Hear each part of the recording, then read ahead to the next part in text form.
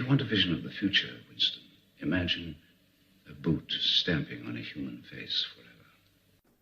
You want answers? I think I'm entitled. You want answers? I want the truth! You can't handle the truth. Someone is trying to teach me a lesson in futility. Why am I the only one who isn't killed? They will run you dizzy. They will pile falsehood on top of falsehood until you can't tell a lie from the truth, and you won't even want to. That's how the powerful keep their power. Don't you read the papers? I just want to say one word to you. Just one word. Yes, sir. Are you listening? Yes, I am. Plastics. I'm gonna get your money for you. But if you don't get the President of the United States on that phone, you know what's gonna happen to you? What? You're gonna have to answer to the Coca-Cola Company.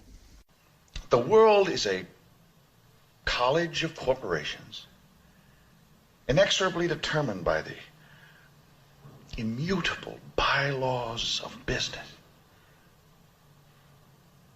The world is a business, Mr. Beale. It has been since man crawled out of the slime.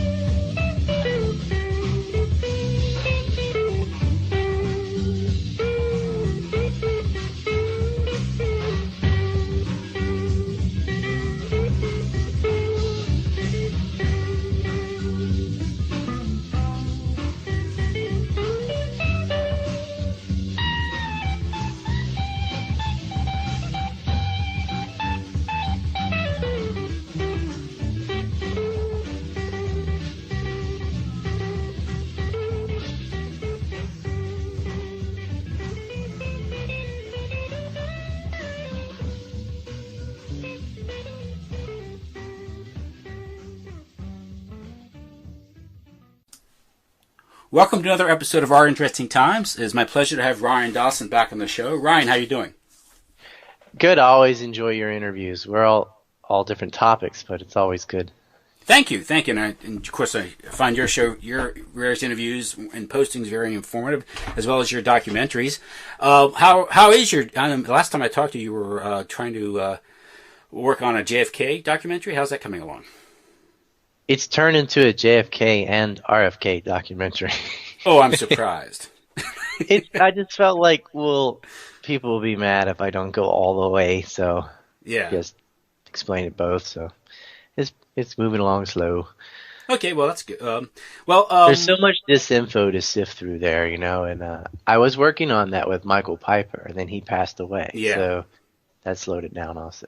Yeah, in the moment, if in that community, if you disagree with somebody or there's some dispute, there's accusations back and forth. There's a lot of disagreement in that because there is so much disinfo, and also I think in many respects, people with good intentions, just people just simply disagree, then they get they have their individual corner angle on it. It's kind of campish, like this camp and that camp kind of stuff. Yeah. I've never been that kind of person. That's how I sifted through all the 9/11 stuff. That stuff's very same thing, tribal. really, yeah. And I'm just looking at the primary sources and evidence. And again, in that, I was more interested in who than the specifics of what kind of explosive or something minute didn't matter to me. And I was so tired of seeing people talk about Building 7's, speed or whatever. Like, look, we've got foreign operatives from an intelligence agency of another country filming the first plane hitting. Why don't we start there? So, same thing with Kennedy is I ignored a lot of the typical paths, like, oh, they're mad about the Bay of Pigs, and so this happened. Yeah, I just ignored that and looked straight at who I knew was involved. My Kennedy film starts out centered on Jack Ruby, and I kind of unspiral from there. And that was a lot harder to decide than you can imagine because there's so many players. And I was thinking, who's the central person that I could kind of start with and then tell this story because there's so much involved. Now, because you are the host of the Anti-Neocon Report, ANC Report, just to plug that. Okay. Tonight I want to discuss Well, a topic you've made a video about neocolonialism, and also its relation to maybe to drug trafficking, arms dealing, human trafficking, the fomenting of wars, destabilization, and you also had a recent discussion with Doug Valentine regarding his new book, CIA as Organized Crime. And yeah, Doug Valentine is the man, dude. When it comes to organized crime, read Doug Valentine books, because there's a lot on that subject too. But that Strength of the Pack and Strength of the Wolf book series are on it now. He has this new one about the CIA as organized crime, and a couple of interviews I did with him are transcribed into that book. It kind of puts it all together, all his previous books, the Phoenix Program, which people really need to understand, because that's really the model for the Department of Homeland Security. That's right. And so he goes through organized crime, 70s, 80s, up to now, and I'd hate to make a movie about all that, but I'm glad there are books on it, because some things are just too big to tackle. And he's on.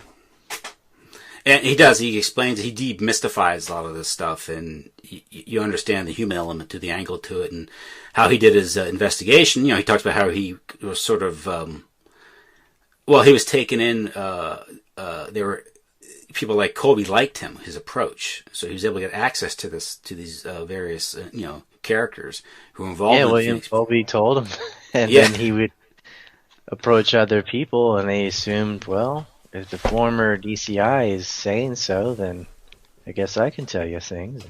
Yeah, he wrote the book about his father, Hotel to Caliban or something, and then they read that book, and they figured he understand, the mentality or the lives of soldiers and CIA, they think of themselves as soldiers, Yeah, and so he also how he was well versed in poetry, I think Scottish poetry or something. How he got the confidence of that one guy, and he just kind of Parker. Well, he was Welsh, and he knows the Welsh poetry and literature, and Doug's study of philosophy and things like that got him more rapport with these people than a kind of classic journalism avenue would have gotten him, because he could actually relate to them and the things they're interested in, and the classic reporter hitting with hard questions, they would have gotten ignored. Yeah, it is funny. He had gone to the Columbia School of Journalism and gotten his certificate. He never would have, found out all this information. And because the program itself, like a lot of these operations, it was so compartmentalized, he himself was able to see the bigger picture and talk to these different individuals and understand it in a way that the various operatives never could have understood it, because he saw the bigger picture and how they're all interrelated. Well, also, Doug knew a lot about the Federal Bureau of Narcotics. It's been renamed and taken over by the CIA now, but those paths cross, because it starts with the State Department and the Federal Bureau of Narcotics, and the CIA takes over the drug trade nowadays. They're the biggest drug cartel on earth. But those kind of systems had been fomenting long before this OSS existed. I mean, all through the 30s and the Good Neighbors policy, you had like the TACA, which is kind of like Air America. I mean, it's the same template, right? They were dealing drugs for Korea and Honduras and working with the governor in Louisiana.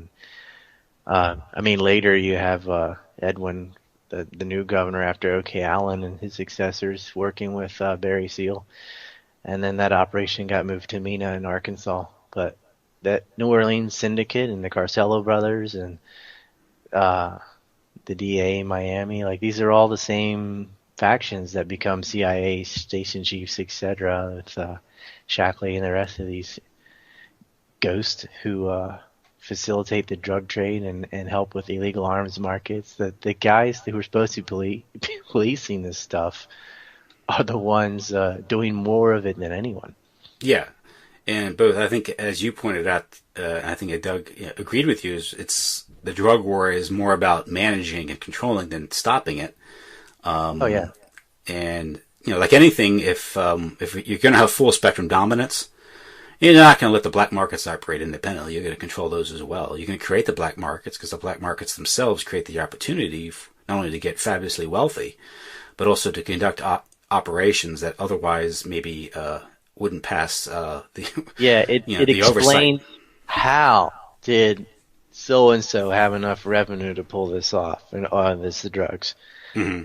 So that's a really large black market, which allows off-the-book operations. And that's what the CIA wanted. They used to call it the enterprise. And the enterprise was just the CIA trying to set up something off the shelf. So they would have a sort of public-ish or government-ish CIA, but then the real CIA was all offshore. And they really moved a lot of operations out of Langley and over into Saudi Arabia with the Safari Club. And, that explains what they were doing in the 80s and 90s with BCCI and so on. A lot of that information is in one of my documentaries called The Empire Unmasked, mm-hmm. which could have been 20 hours long if I wanted to really sit and go through it. But yeah, one day I'll do an Iran-Contra film as well. But yeah, the CIA is in the business of managing drugs, and they have their paws in ICE and the DEA. And I mean, the DEA was using cash from coke busts to finance illegal arms being secretly built in Arkansas, as well as training pilots, just north of Mena. And the governor there covered it up. His name was Bill Clinton. Mm-hmm. But that all the CIA is the center of all of that. And this Phoenix program that Doug has also explained is the organizing mechanism of the way they organize everything, and the way they create layers of plausible deniability between themselves and all these middlemen so that they can facilitate organized crime. Yeah, and also, if you look at the Vietnam War, I think you described it as the helicopter heroin war, and it's a good way to simplify. Yeah, I think so. I call it the war of helicopters and heroin, and I hope that becomes a thing. I hope people start referring to Vietnam as helicopters and heroin. And the point there is, it was an opportunity to waste a whole lot of money on armaments and weapons platforms, but it was also to ship in heroin, but also to create a market for heroin. You sort of prime the pump by addicting soldiers, and then they come back to America, and voila, you got a market back here in America. But also, it was also an opportunity to test weapons. And one of those weapons you could see was the Phoenix program, because it's been applied domestically. In fact, it's been applied internationally, as I think Doug quotes that one general who says, we need a Phoenix. Was it Michael Flynn? I think it was Michael Flynn, the one who just resigned as National Security Advisor. I think it was him. The DIA. He was the head of the DIA. Yeah. And he used to be the National Security Advisor. He's been fired. He's been fired. So yeah, and apparently he didn't realize he might be being recorded when he's talking to the Russian ambassador. But that's a whole other level of intrigue. He was very anti-Iran anyway, so good riddance. But yeah, I know he was into that. But he, I think it was him. I might be another general who proposed that in the war on terror we need a global Phoenix program. So. I can see several of them saying such a thing. Yeah, it is like that though. I mean, that's what the CIA does. They go and that's what they did in Ukraine. Is first they buy up property. That's sort of step one, so they can have their little base of operations, and then they start going after the civil society. And it's just like Vietnam, and that was the template for that, and it didn't work. Other than it created a huge drug market and made a lot of money for the CIA. Didn't win the war, but that was never the goal. No, it wasn't. It was just the goal was to prolong conflict for as long as possible so that they could continue profiteering, and that's what the MIC wanted to do. They had a new toy, and Bell had a lot of helicopters, and Johnson was one of their lackeys. He worked for Kellogg Brown and Root, which is now Halliburton Kellogg Brown and Root, before he became vice president and then president. And he was involved with the mafia as well. All of them are. I mean, they run a show. They realized that, and all these mob syndicates grew, especially post World War II, because that's when black markets really rise. Is when cities have been decimated. A lot of people turn to selling drugs or prostitution, which organized crime benefits the most from. And a lot of the Sicilian syndicates were actually allies of the United States against Mussolini, and I think Giavessi, he was a liaison there, and they were setting up governors, mayors, everything. So these mob syndicates got a real boost everywhere globally. I mean, Yakuza was the same thing. The CIA relied heavily on Yakuza to spy on China and continue Japanese operations, because Japan had taken Manchuria from China, and they had annexed all of Korea too, north and south. So they were already in there, and the CIA got these right-wing Yakuza groups to bash leftist protesters, all under the pretext of stopping communism, but they weren't all communists. And no, I definitely am not a communist either, but that's not really what was happening. It was just a pretext to bash labor unions and so on. Yeah, and you use the mob to do that, particularly like in Italy, and then the communists threatened to win the election, so you use the mob to suppress the vote there and intimidate the unions there.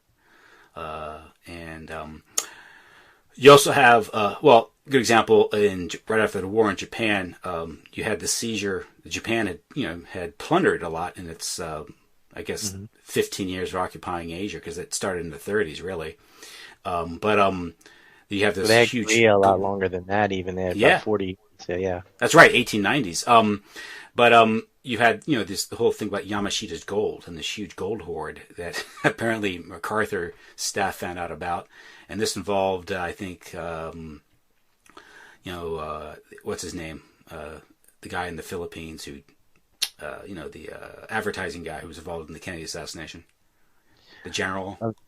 Well, you remind me of something else about the Kodama scandal also with Lockheed. But talking about gold, when Matthew Perry first came over in the 1850s, there was a gold scandal in Japan too, where they were not being paid the right ratio between currencies with coins, and the Japanese finally figured this out and put an end to it. But the foreigners had been raping gold from Japan from its inception, and so it's a bit not poetic justice. It's just ironic, I guess, that it is funny. It will rise again after the world wars. Yeah, and Matthew Perry, his show. St. Eugene Caesar's who you're thinking about in the Philippines, probably. I'm sorry? Still there. Eugene Caesar is in the Philippines. Oh, yeah, but I'm thinking, what's his name? The guy, the old Air Force general. Name's failing me now. Yeah. He was an ad man. It'll come to me in a minute. I know.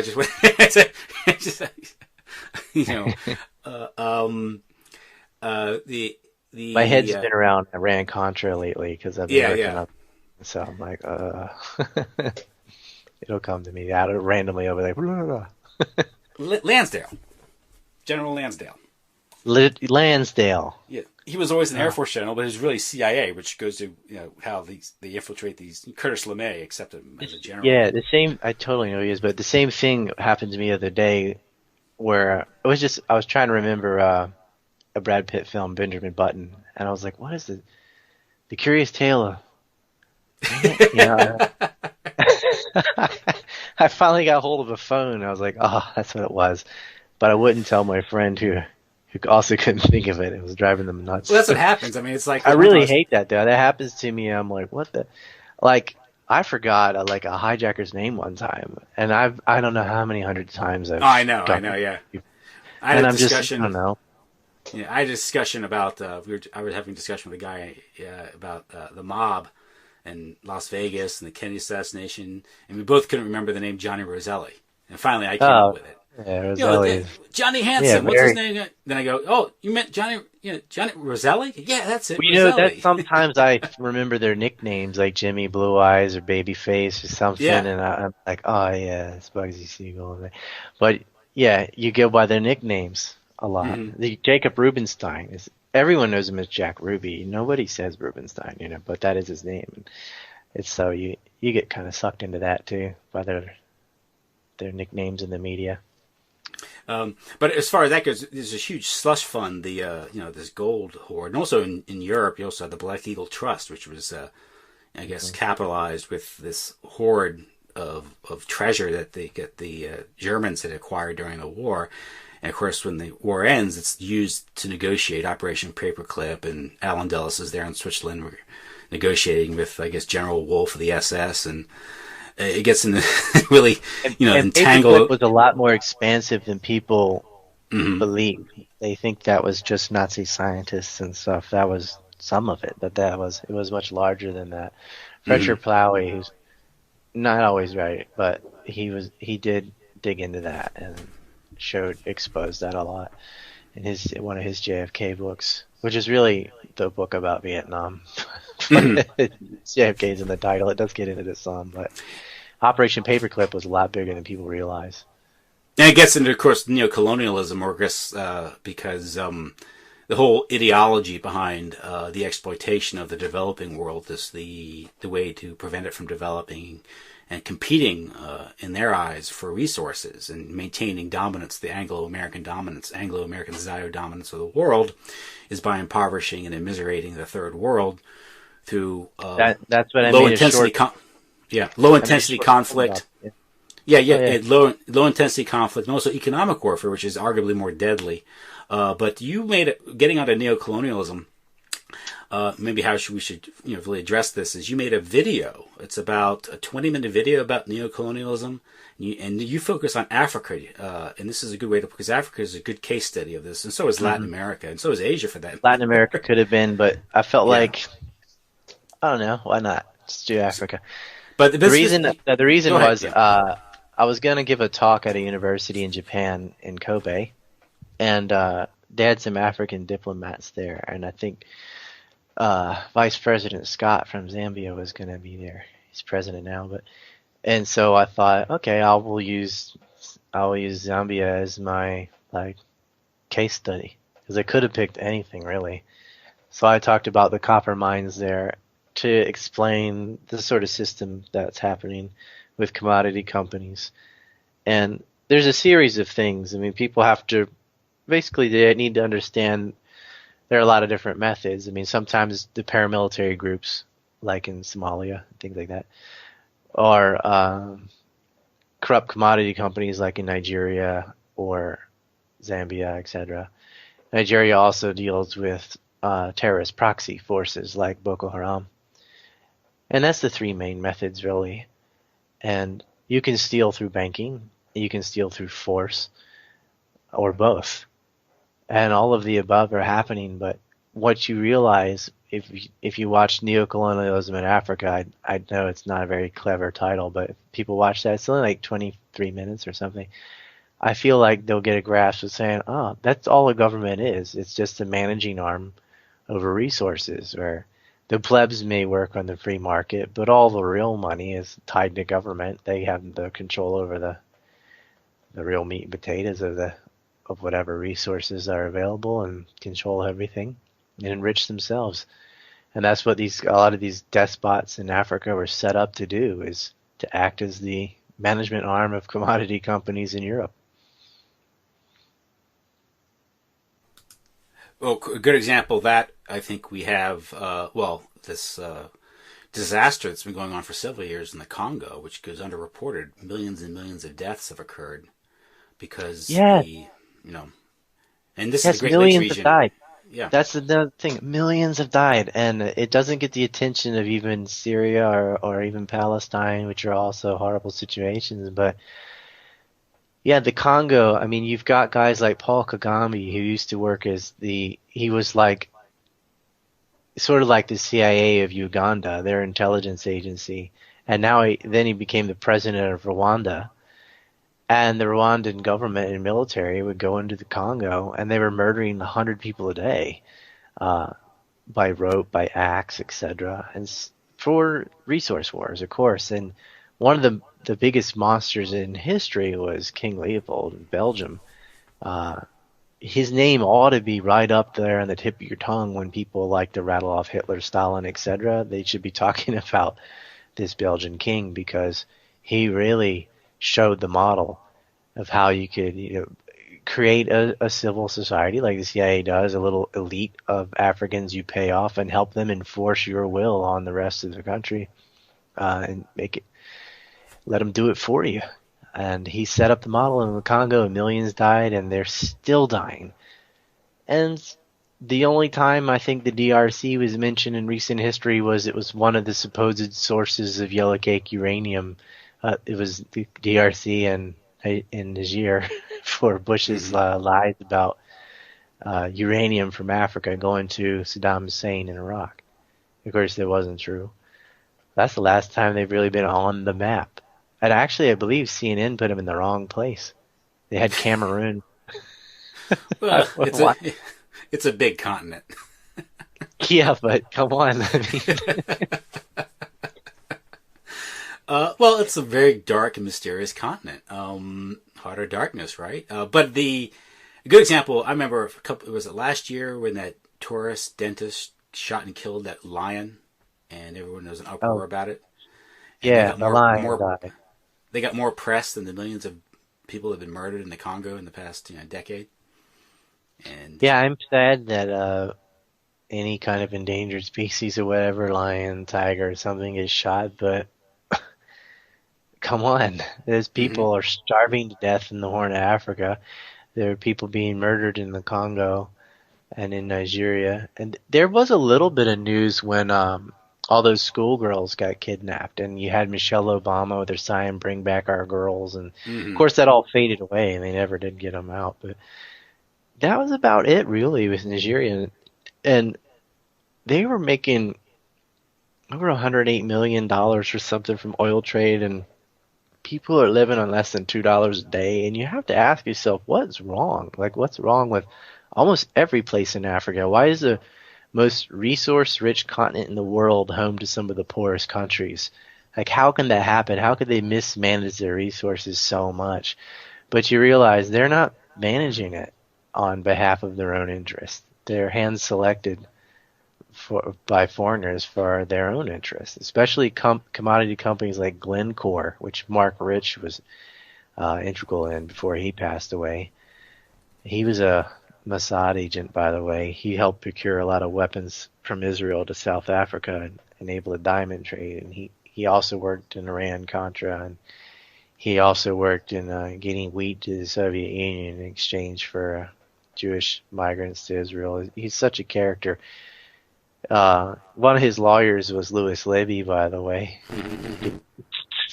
He was Dick Cheney's chief of staff and involved in the Plame affair, which actually gets back to the Niger forgeries, which was about the uranium in the DRC, which we were talking about just a minute ago. So there's a full circle. But and Denise Rich, right? Denise Rich, Hillary Clinton from correct.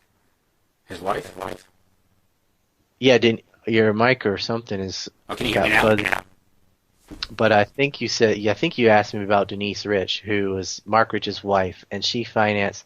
It's Mark Rich doing it, but Denise Rich financed Hillary Clinton's Senate campaign. And then there was also the New Square New York scandal, where these Hasidic Jews got over $11 million to set up fictitious schools.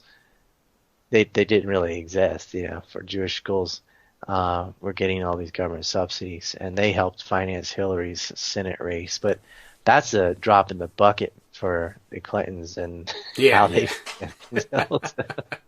But it's funny because the reason why Denise Rich had to do. Can you hear me okay now? Oh yeah, it's clear now. Okay, the reason why Denise Rich had to be the proxy for that is because I think Mark Rich was on the lam, right? Until the final day. Well, yeah, he was on Interpol's most wanted list. But not for his bigger crimes. It was for his tax evasion. See, the government's like, oh, you ain't paying us? Well, now you're going to jail. But of course, he never did.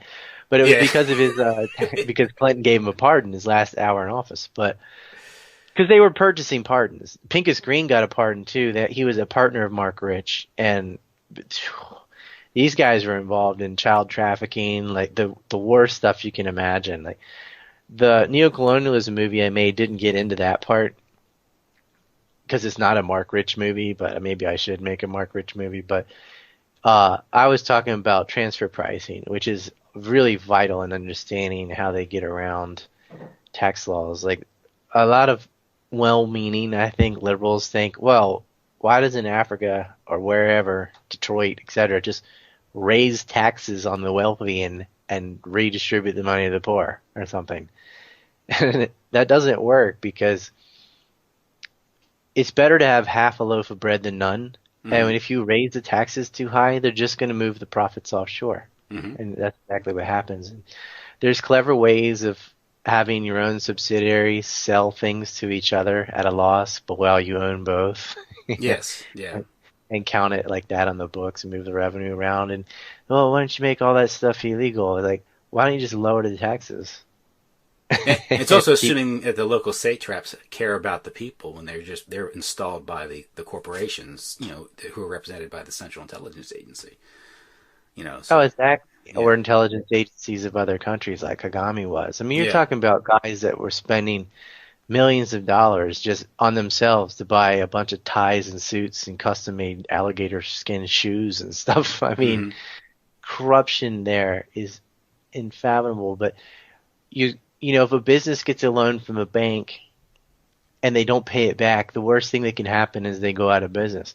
But when a country does it, when a government official takes a predatory loan on purpose so that he can personally profit or she can personally profit, it's at the expense of the entire nation. Everybody has to pay when the country takes a loan. That's why you got to separate business and state. Like businesses screw up, they'll fail. And that's what the market's natural regulation is.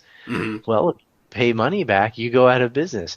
But a government doesn't go out of business. It just goes to the next government. So the debt ends up on the entire electorate, if there is an electorate, on the entire population. They have to pay it either through rapid inflation, hyperinflation, or through taxes. Yeah, that predatory lending scheme is how the economic hitman model functions. Perkins talks about it. Is it John Perkins? John, it's Confessions of Economic Hitman, and you read that book, you realize how, you find out why there is such massive third world debt. Because when you're dealing with the fractional reserve banking system, which is fiat currency, the money itself is just, created out of thin air. And if you're in a position to create the money out of thin air and loan it out and claim the collateral, the real wealth, you're not really at the meta level. The people running the show aren't at any risk at all, because at the end of the day, they're able to collect, through the blood, sweat, and misery. We can make it more simple than that. It's like, I'm a bank. You're a guy and you have some assets. You have some land. Maybe you have a shop or whatever. You have a hotel or you have some store. And you come to me and I don't think you can pay the loan. So, of course I loan you money. Because if you don't pay it back, I'm going to end up with your store or your land or your whatever. And it's a clever way of seizing assets, is they overloan to people when they know they're in trouble. And yet, if you're a business that's doing well and being responsible, I don't really benefit much other than the small interest rate I can gain, because you'll pay that back and you'll expand your business. They're much more interested in seizing assets from people, and then they can sell them for pennies on the dollar to themselves or their buddies. And that's what was happening during the housing bubble. It happened really bad in the Soviet Union. That's how the oligarchs were able to gobble up all these different industries. Of course, there was worse than that happening there. They had false appraisals and rigged elections. They didn't allow venture capitalists to actually compete. They just rigged it. And Boris Berezovsky and DeProska and people like that just walked away with all the nickel and aluminum and all the vital industries that the communists had just ended up in the hands of about 7 different oligarchs, billionaires. Who were working for the City of London and Wall Street at the end of the day. Yeah, well, actually, Berezovsky, now that you mentioned that, he was working with Rupert Murdoch from Australia, but same difference because he has ties to London too. Yeah. And a lot of them fled to the UK, which does not have an extradition treaty with Russia. Once they were caught, Putin put some of them in jail. The rest were exiled. And they weren't really ever punished because they just went and bought soccer teams. I was going to say, I'm about to say, they bought soccer teams and ice hockey teams apparently, and are apparently corrupting that now. Yep. Yeah, that's a whole other. Berezovsky died, so I can talk about him since he died. I'm not scared. But, yeah. he was involved with that whole Litvinenko polonium poisoning stuff. And it saddened me to see people like Eric Margulies fall for the anti-Russian propaganda there. I'm like, come on. Why would the KGB, which should be called the FSB, but why would Russian intelligence assassinate a low-level mobster with a radioactive poison when they could just shoot him, stab him, throw him out a window, whatever? Why would you use an $11 million highly traceable radioactive poison? Obviously that's not what happened. He botched a smuggling operation and OD'd on what he was carrying. That's what happened. That's what I gathered from all the evidence. Yeah, of course. I wrote a big paper about it, but polonium was traced back to the residences and businesses of Boris Berezovsky, who Litvinenko was working for because he was aiding Chechen terrorists. But Litvinenko was responsible for, as an informant also, on a lot of mob syndicate guys, 8 bosses in fact, who were doing this real estate scam in Spain, very similar to what Meyer Lansky did in Florida during the housing boom in Florida after the air conditioner was invented. You know, they all start moving south, all the snowbirds. Well, they were doing this scam, and so he owed a lot of people a lot of money, which is why I personally think he was willing to try and smuggle the polonium. What I'm interested in is what was the ultimate aim of that once they had that stuff in the UK? What were they planning on doing with it? But Berezovsky concocts this huge conspiracy story, and he's got the money to do it because he's a billionaire, saying, oh, Putin did it, he's trying to poison us with polonium, which made no sense. But the media all jumped on it anyway. But why wouldn't he just shoot him? Like, it doesn't make any sense. He has this deathbed confession solely to one other mafia goon. You know, they create this story, but it wasn't the first time he did that. When he killed this TV personality from ORT, which was like the Channel 1 of Russia back then, and he definitely had a hit on him because first he had hired this guy, Dmitry something, I forget his name, but to do the job, but that guy got arrested for something else the following day and just said everything that happened. And then he was witnessed by 2 cops on top of that, bribing this guy to kill the ORT personality. And so he's arrested, but then someone else did it, shot him in front of his house. And guess who takes over ORT? Boris Berezovsky does. And he told Yeltsin this big tale, oh, I've been set up. It's a big conspiracy by the Kaczynski group, my rivals. And Yeltsin was so paranoid that he knew that Boris was going to give him positive press. So, I mean, the press in Russia had always been owned by the state, you know. And so he thought, well, they're going to give me the positive press. He knew it was a conspiracy, but he knew it wasn't a conspiracy. I mean, he knew he had killed him, but they just went with that anyway. So he was such a drunk and in and out of the hospital and office that really Yeager Geider was controlling the country as the prime minister, and he was totally in bed with these oligarchs. But anyway, that kind of model is, I think, easier to understand by looking at Africa because it happens over and over again, and on a smaller scale. Because like if a small country like Zambia or Zambia, if you want to just look at, say, the copper mining or something, you can see all the corruption. They don't even really bother trying to hide it. And all you have to do is take that template, and that could have been Bolivia, that could have been Honduras, it could have been the Soviet Union. They're doing the same thing all the time, and it's usually the same individuals. Mm-hmm. Because this is a global syndicate, and intelligence agencies are totally in bed. I mean, United Fruit, which was so involved in so many Latin coups, was their board of directors membership overlapped with the CIA, with the Dulles brothers. Mm-hmm. Not just the Dulles brothers, but that's the most recognizable names, I think. Yeah, Sullivan Cromwell represented all these corporations that benefited from CIA operations, so the connection is there for all to see. Yeah, well, Alan Dulles was on the board, too. Yeah. And often if you focus on whether if you were just simply do a show on Mark Rich or a show on the Dulles brothers or the show on, some of these figures. I should probably do a Mark Rich film. Yeah. Because he's such an interesting character. I mean, he's a total bastard, but he's a very interesting historical person. Mm-hmm. But the connection between bankers and, weaponized finance, Wall Street and international geopolitics and the CIA, the connections are pretty well spelled out if you just do cursory research, and I don't think you have to be too. He's got Glencore, this robbing Africa blind. He's got all these crimes he did for the Israelis, and then he's tied in with the Clinton government. It's just he's everywhere, and he was even involved with Boris Berezovsky and Rupert Murdoch. Mm-hmm. A young Mark Rich, who was like their protege. So that guy is such a central figure in so many major events in the last few decades. It would be good to make a film about his life. And what's important, you mentioned Rupert Murdoch and the News Corporation, News Corp, and that's the intersection between. He owns Fox News and he owns Sky News. Sky News, and same with General Electric and NBC, and whether it's the Disney Corporation and ABC and all this stuff. So the corporations that are benefiting from neocolonialism ultimately are also controlling the information that's coming out of these areas and the spin that's put on these civil wars. So you never really get a full picture, or you get a very skewed picture of the disruption or instability in the Ukraine, or in Latin America, or in Africa. Oh, yeah, good example. They've been lying about Ukraine from day one. Mm-hmm. They've been lying about Syria from day one. We still haven't had any honest reporting on how those conflicts began.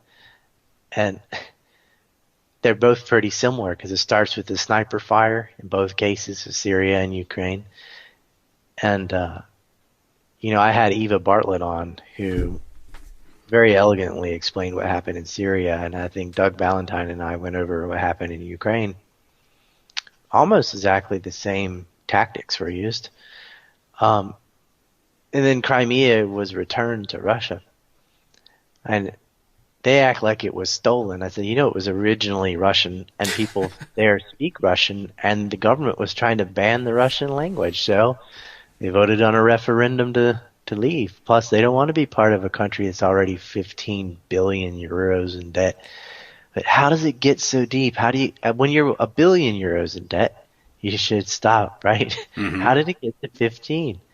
But that's the whole point, because they want control of all the assets and resources, and Ukraine is a physical gateway of pipelines, so that's very important for that. And I feel bad for the Ukraine. I mean, they already had Holodomor. They've been just caught in this tug of war between the West and the Russians for many, many decades.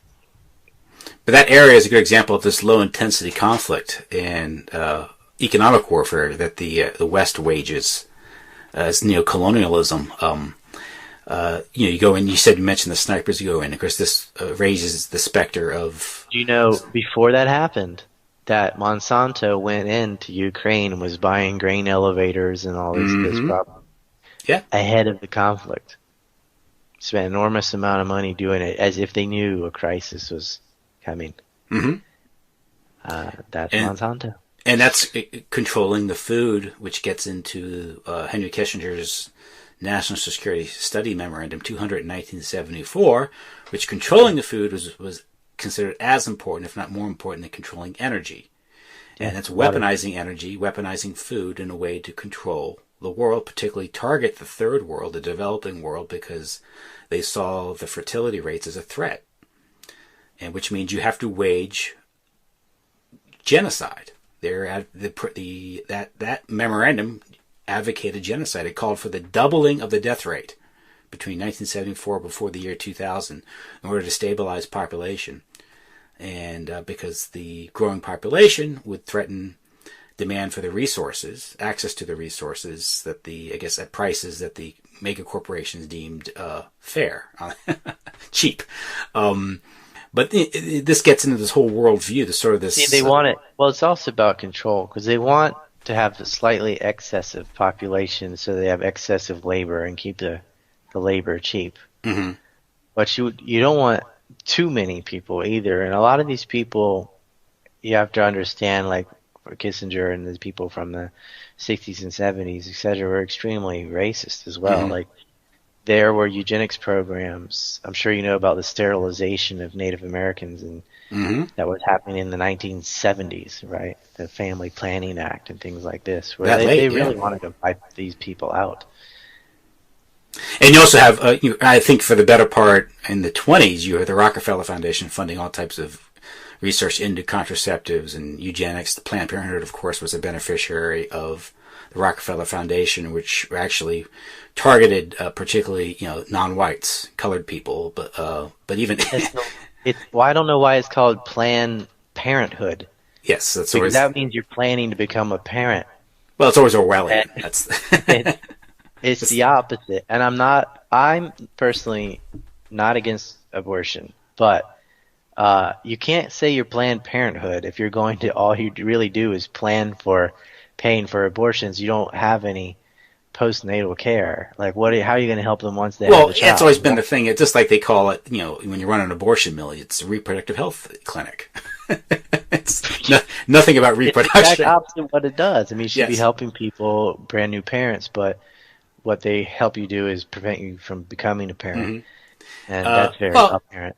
They have a contempt for human life. Ultimately,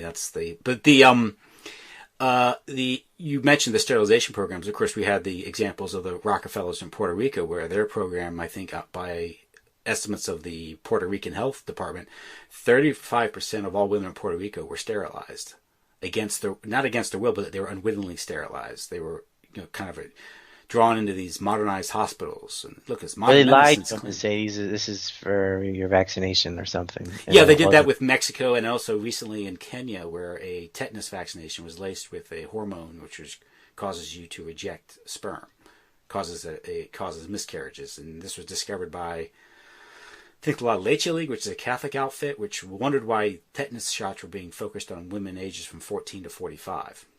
Ages 14 to 45, and it was exposed that this tetanus shot, this vaccination program, was really a population control program. And no one's ever prosecuted for this, because this bureaucracy, it's the World Health Organization or it's the World Bank doing this. No individuals actually do this, by the way. Well, that same Family Planning Act, they were taking Aryan babies from their mothers and telling the mother the baby died, and then giving them to wealthy parents who were willing to adopt them, and telling them the mother died. Yeah. Right? Told the mother the baby died, told the people adopting the baby the mother died, and selling these babies. And Ric Flair, the wrestler, the pro wrestler, was one of these babies. He got sent to this wealthy family in Ohio. He was told his North Carolinian parents, or his mother, had died and didn't have a father. But, of course, she didn't die. And he, because of his, rise to wealth and everything, was able to find his real mom eventually, and he wrote about it in his biography. But Ric Flair was a product of this. Was stolen from his real natural parent and given to these other family who raised him and everything. But that's disgusting, and it was all for money. Yeah, there's a did you see the Casey Affleck movie Gone Baby Gone? I have not. It kind of touches on this, and what happens is there's this girl that goes missing, a little girl that goes missing, and her mother is a single mother, a poor mother living in South Boston, and her mother is kind of trashy. She's a party out. She's just kind of neglecting her child, but nothing in a way that's actionable. It's just sad, as you see many people do. And the girl goes missing, and this guy, Casey Affleck, plays a private investigator who starts investigating it, and I guess I'm going to spoil the movie for you, aren't I? Spoiling it for everybody. But it involves that justification that the girl gets kidnapped, and people who think they're better of this girl, think they're better than this woman who's not really raising a girl in an appropriate way, have the right to steal the kid for the child's benefit. And in this movie, he kind of cracks the case and exposes it, and causes a lot of relatively high-level people to get caught in this kidnapping scheme. But the rationalization is that the mother isn't raising the kid properly. And Casey Affleck's character says, you can't do this. You can't think they're better than this poor woman to steal her kid because you think you're better. And throughout this movie, there's a rationalization for kidnapping because of this, but it's the same type of mentality.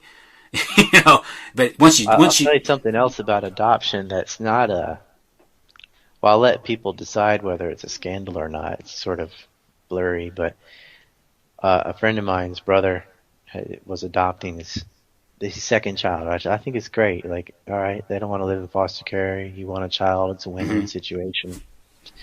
But I was thinking, but he was saying that she asked him a tax question, and he said, I don't know. I haven't paid taxes because I adopted. Right? So apparently there's tax incentive if you adopt a child.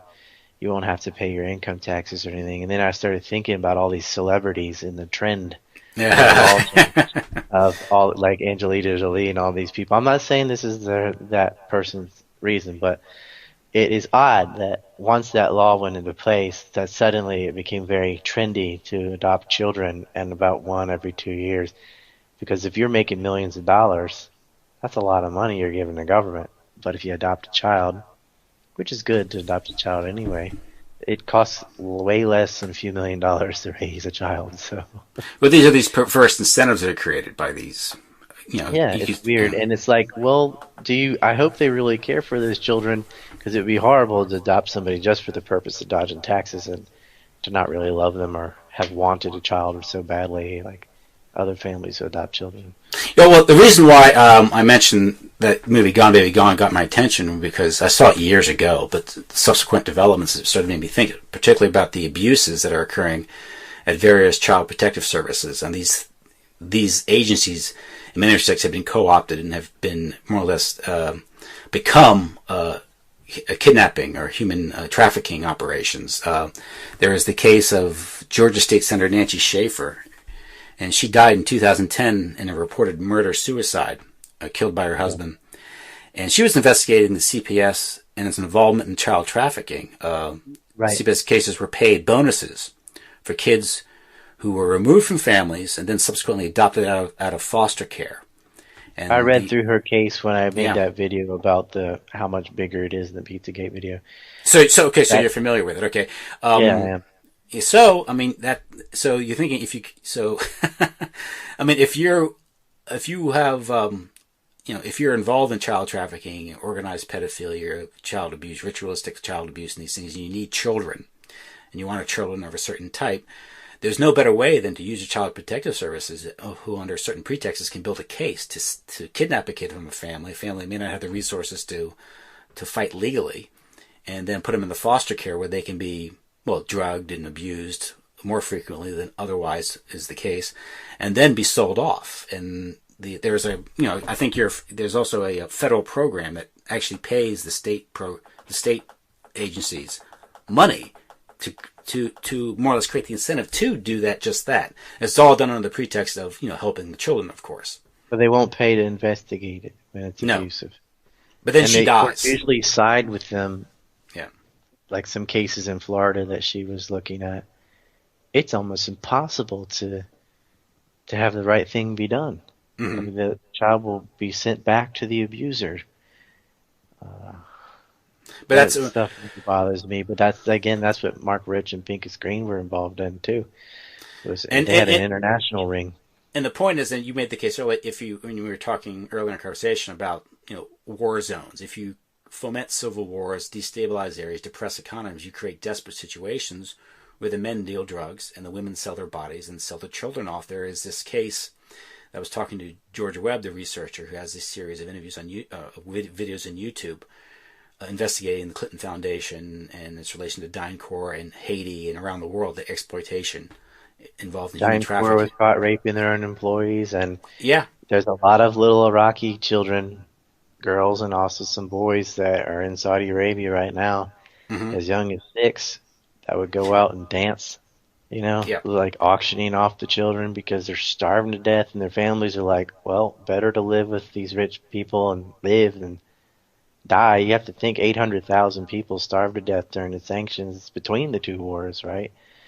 And after the invasion, people were doing anything to try and ensure their children's survival, and they become sex slaves in some cases. In other cases, they might become, if they're lucky, a maid or something like that, just a regular slave. There's a business model here, I think, where if you immiserate a people, you can exploit them greater. And if you have someone else, outside parties, if you can externalize your costs to the Department of Defense, to Blackwater or Academy, or to Triple Canopy or DynCorp, and go in and destabilize this area, then you can come in and buy everything on the cheap. Z. Remember, Blackwater was Z for a while. Yeah, Z. But the point is here, again, he made this case creating this Digicel program where they're giving free cell phones to Haitians, and this involved micro-lending and usury. Yep. Oh, yeah. How you again, you can take the individual as an example, or a nation. If you burden them with extreme debt, you can force them into a situation where they have to liquidate their assets to pay the interest. And this microlending for sewing machines apparently is a program designed to, again, burden these people down with debt under the pretext of giving them economic opportunity. And pretty soon they find themselves putting their kids to work to pay the interest on the debt, and also to possibly sell their kids off or to sell organs to pay the debt off. And this occurred in India. I think Carlos Slim, the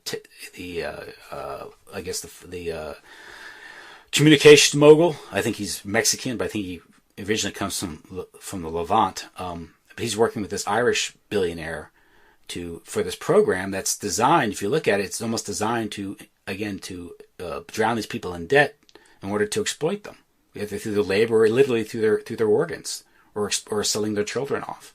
In Brazil, they used to rent them their mining equipment.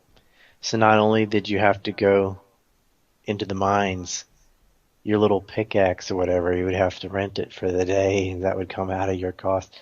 It's so disgusting. Yeah, that's the old company store model. Yes, the company store model that the Union Army started after the Civil War. Mm-hmm. And that gets into the Ludlow massacre and the Rockefellers, and then the formation of the Rockefeller Foundation as a PR attempt, and the foundations were used to, under the cover of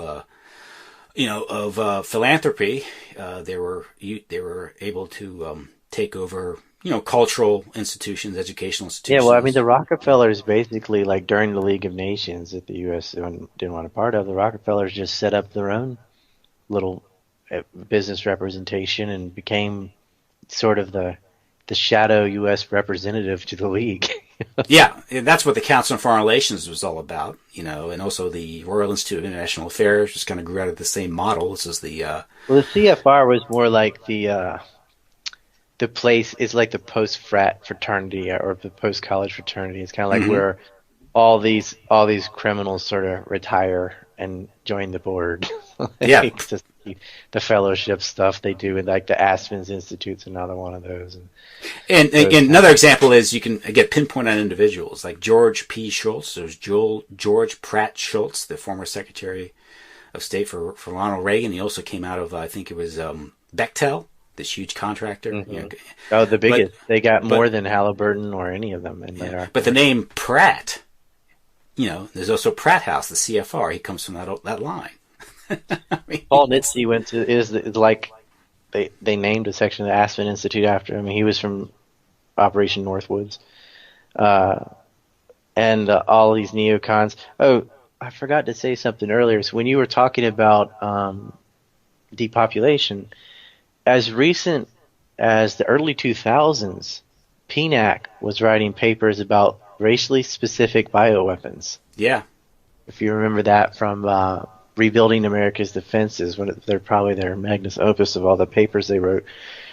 It should really bother everyone that not only did they think that was okay to find racially specific bioweapons, but they felt like it would be okay to publish such a thing and not worry about it at all. And they were right, because nothing happened. Like PNAC wrote that, the Weekly Standard had it published, the PNAC website had it published forever. And I know Jonestown had everybody reading the line about New Pearl Harbor all day, but if you actually sat down and read the document, they're talking about racially specific bioweapons, and the Israelis were testing things on Palestinian prisoners and trying to come up with some sort of biological weapon against Arabs. That happened. That's not from the 70s or anything. That was early 2000s. Mm-hmm. So I mean, none of them in jail. Well, yeah, that's the. But again, this gets back to a certain worldview that's been pervasive, I think, since I guess you could go back to this maybe 17th, 16th century. I think the royals had that point of view, that kind of the way they'd breed dogs and stuff, and for catching fox, and this idea of this sort of eugenics, but not even a lofty aim, delusional, but it was just to control the plebs, the hoi polloi, that's all. This notion, I think it was when Magellan circumnavigated the globe. Professor Prouty talks about this in his book about JFK, how once the world was commonly understood to be a sphere, it was understood to be finite, and then it was sort of scramble for those resources and controlling real estate. It's important to remember that people like George Washington, they were surveyors. They always coveted land, right? It's true. He was a surveyor. Well, you have that, and then your second phase, I guess, would be the advent of nuclear weapons, and that's when they realized, all right, we got to use proxy forces. Yeah, so the CIA had set up all these madrasas, which are fostering religious fanaticism for Islam, and of course they back the Zionist Jewish wing also, to use them as proxy forces. And that's been the model since the advent of the nuclear bomb. And that's what's happening in Syria, all these mercenaries. Yeah, the fact, that ISIS is obviously, if you look at it, it's backed by the Gulf states, which are, proxies of Anglo-Americans. Did you see the Munich conference today? Did you see any of that? Saudi Arabia was talking about giving the rebels, aka terrorist mercenaries, anti-aircraft weapons. That's like Afghanistan, isn't it? The Stinger missiles. That's exactly what happened there, and that's what defeated the Soviets. They gave the terrorists anti-aircraft weapons, and they ended up creating the Taliban, which came back to bite them in the butt. But of course, that was the plan. That's come hit us. And you create this misery in Syria or in Libya, and you create this diaspora into Europe, which destabilizes Europe, which might help the dollar against the euro. That might be one element to it. But also, you create a lot of refugees. Among those refugees are going to be girls and children that can be exploited in the human trafficking market. Yes, and that's something for sex or for organs, missing piece of the puzzle for a lot of people is they see the refugees and they're worried about, some small fraction of these refugees could be ISIS terrorists and they're going to blow up or run into people with a car in France. And I'm like, yeah, but what about this huge swath of poor people who are going to be used for prostitution and, the bad kind, not willingly or anything. And that includes child prostitution too. And all the bad things that come from warfare. I mean, that's the side effects, and of course, narcotics trafficking, etc. People do anything for a buck when they have nothing to eat. And they can get in there and suck off social programs eventually. But look at it. I mean, you're talking about people living in tents and waiting, and of course there's prostitution, of course there's narcotics, of course there's going to be crime. Like, what do you expect was going to happen? And I was talking to George Webb about it. He was saying that what happens is the children, the girls, or the children that are considered attractive are sold to different markets. The ones that are considered less attractive might go down to Haiti and service UN soldiers in Haiti. Yeah, you're going to be. And that's what DynCorp is doing. And DynCorp was caught doing that. Yeah, DynCorp was drugging their own female employees and gang raping them. At least one case of that. Like, jeez. Here's a good example of how this neocolonialism works. It says, this is written by Fletcher Prouty. He goes, when oil is found in the Middle East, it is controlled by the petroleum companies. When gold is found in South Africa, it is controlled by corporate mining interests. And of such things, the value cannot be controlled by direct colonization. They are controlled by an equally powerful and oppressive economic force called the World Bank or International Monetary Fund. In the process, genocide is practiced regularly to limit excesses and to preserve the earth for the fittest. So this is this worldview, how they rationalize this stuff. The fact that you can exploit people this badly or spread misery around, because the misery itself is part of the business model. They kind of believe in this social Darwinism, and it's like, look, you're not elite or anything. If you were put in their position, you'd be the one starving and stuff. You're not any smarter or anything like that. You just happen to be born on the right side, Like, it's not hard to print money. It doesn't take any elite intellect or anything to shoot people. It's just you're on the side that has guns. It could have been anyone. The older I get and the more I look at people with wealth and not, sometimes it's on merit and sometimes it isn't. A lot of it's just about who you know. That's just how it is. It's that simple. The differences between most people aren't that great. It's just about, having the right family or getting the right connection. Even more than education, right? More than your IQ, more than your abilities, more than any other factor is who you know. That's the biggest thing in your life. Yeah, wealth begets power, and power then begets more wealth, and that's how it works. You leverage your wealth politically. I've made a lot of money for people by telling them what stocks to buy, but I couldn't buy them myself because I don't have the initial capital. It's like, yeah, if your only goal is to make money and you don't have any morals, and buy some Halliburton before the Iraq War, get some good, because yes, it will go up. But well, that's the kind of ethics that are promoted in business schools, and also the whole notion of, I guess, the corporation, which it's sort of an amorality. It's sort of well, whatever, any profits, but that's starting to change, and because it changes as social consciousness changes.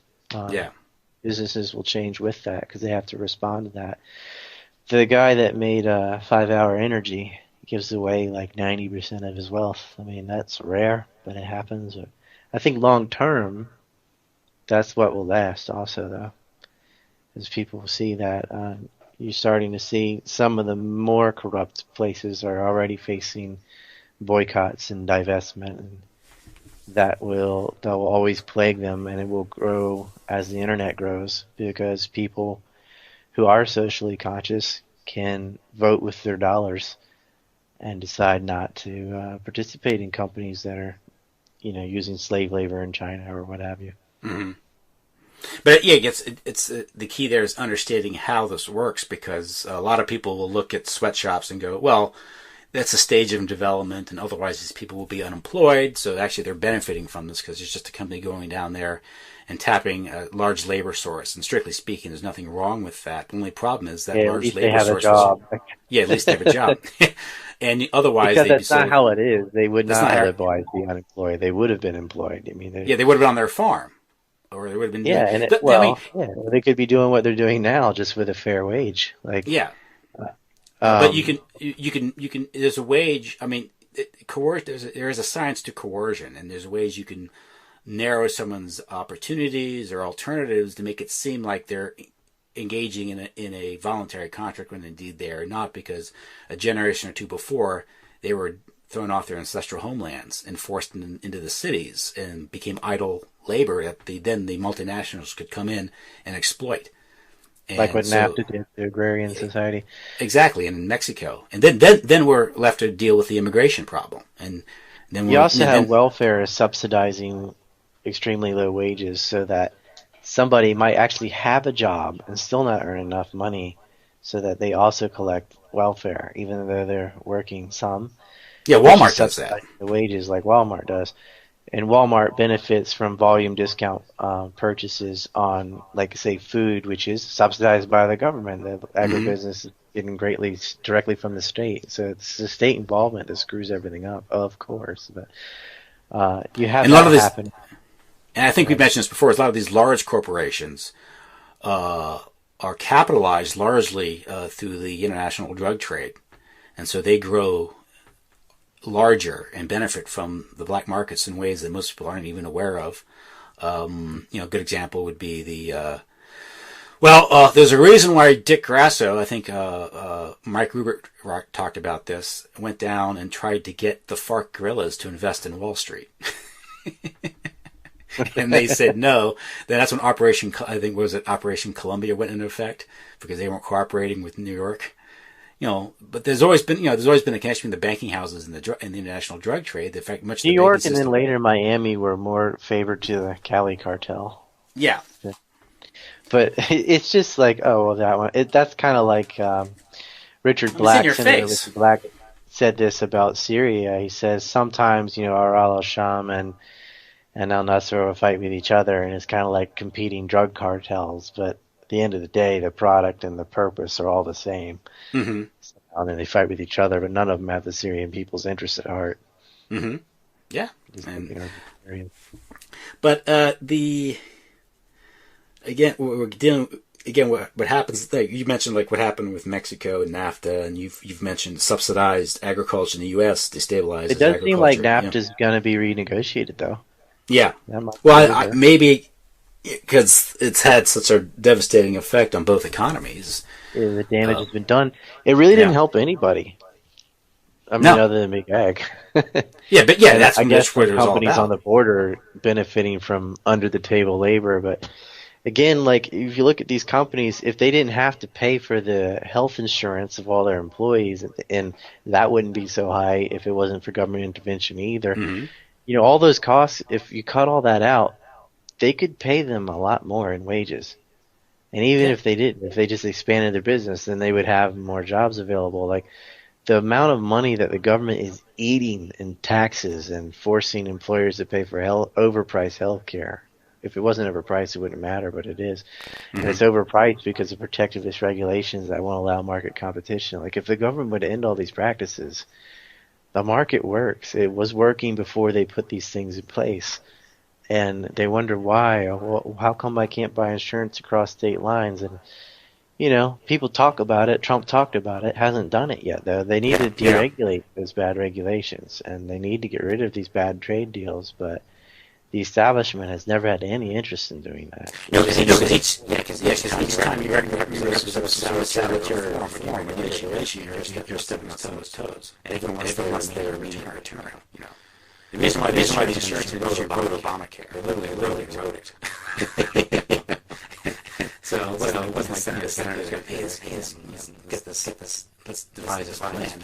It's written for the benefit of insurance companies. That's all there for their sake, because everyone's premium skyrocketed, except for the very poor. And then it turns out you're not getting decent health care anyway. It's all restricted. Good example.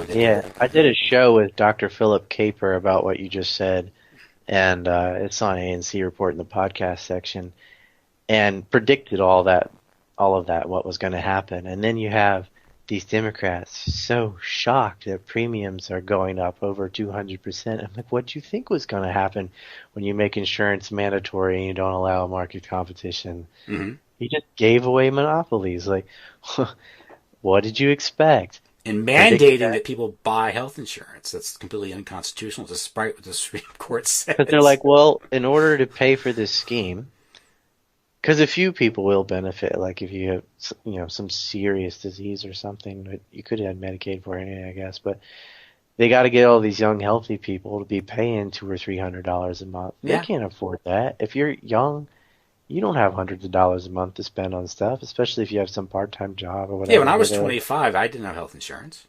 Didn't even think about it. Yeah, well, it costs too much. Yeah. And you don't need it. It's a bad deal. But they're going to make you buy it so that it will offset the cost of someone who does need it. But it's like, but the person who does need it could pay for it on their own if the price wasn't so high. Like the underlying problem is the cost of procedures and drugs. It doesn't matter if your taxes pay for it or you pay for it or your employer pays for it or some combination between the three, because the total cost is too high. And why is the cost too high? That's what you have to look at. Sanders and them were looking around for a payroll tax or this and that to prop up overpriced industries when you could bring the price down. Like, why not lower the cost of living instead of raising the wages? Like, there are ways to bring it down on the other side, so you don't have to go in search of new taxes or putting more burden on your employers and things, because they're just going to leave. He tried to model in Vermont, and he had the payroll tax was going to go up 11.5%. Yeah, people said no. Well, the current medical system monopoly is like anything, like much of the economy, the global economy. It's a harvesting system. It's not based. It's sick care. I mean, they realize they can make money off of sickness instead of health, and there's also patent abuse. And I totally support copyright when it's done right. But what they have is, we'll just change one isotope on this drug and get a 15-year patent, and not allowing generics and not allowing competition to come in. And like, it's good to have the profit motive incentive for innovation and invention, but we also have time limits on that for a reason. But there's a reason it's not considered a property right in the general sense. It's a grant to spur innovation in the arts. That's what the whole idea of property rights in America was about. It was a time period to spur the innovation that was necessary, but wasn't there to create a grant in perpetuity. Because ultimately, then what you get is the stifling of creativity. It's like the steam engine didn't take off until... The government is stealing trade secrets and things. That's a whole other thing, yeah. They steal... yeah. Well, I mean, John Hanacio is a lawyer he's in the microwire case, and he's got this other case for this man that invented a type of canteen. It's all closed system, and it prevents like biovirus attacks and stuff for the army. And they just robbed these people, stole their trade secrets, and sold it to a foreign government. So it's not even benefiting the United States. The Israelis ended up with it. And so why? And it's basically the government was trying to research the same thing on their own, failed because they're government. And this private company figured it out, what needed to be done to make microwire. The government was spying on a private company, stole their secrets, sold it to another government, who now has built it and reaped all the profits. That sounds like the promised software. Yeah, look up microwire, just the microwire case. I have heard about the scandal about DOD using national security to steal and then steal patents from people. Yeah, that's a big scandal. Like another, and also the corporate espionage that the CIA, which really is the CIA's primary mission, is corporatism. And gaining blackmail over these corporations. I mean, the Kushners were, I know we're going all over the map, but the Kushners now related to the president because Charles Kushner's son is Trump's son-in-law. Mm-hmm. And he's the one that set up a honey trap on Governor McGreevey, and he was the one that tried to set a honey trap up on his own sister, his husband, who was having none of it, and he ended up in jail. His CFO ended up in jail, but how many other honey traps had he used? Mm-hmm. This is a New York real estate billionaire. It doesn't cost much to pay a hooker to bring someone to a hotel room and secretly film it, which is what he had done. How much more of that had gone on? And I know his son is not the same or anything, but it was he owned the New York Observer, a newspaper, by the way. The Kushners did. Very first paper to report on anthrax in the United States. And he's letting an Israeli operative sleep with the governor of New Jersey. He got a 6-figure salary. He was working in our nuclear power plant. Like, there's a lot there to dig into. But everybody during that scandal, all they did was focus on the gayness of the governor. And how strong he was to admit that he was homosexual because he had a wife, a female wife, right? Okay, he's gay. So what? I'm way more interested in the fact that he had a foreigner and on his payroll, who was working in a very sensitive area of the United States in our nuclear facilities, and that they're tied to this real estate mogul who's now in jail. That just, the press wasn't interested in that.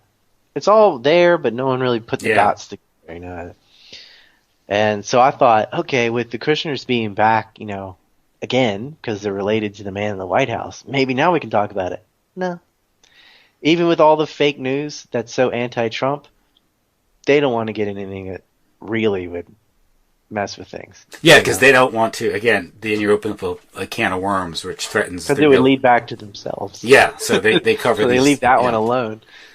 They do the gray propaganda. Yeah, so they go after him for saying "grab pussy" or something like, "Oh, you offend me" or whatever.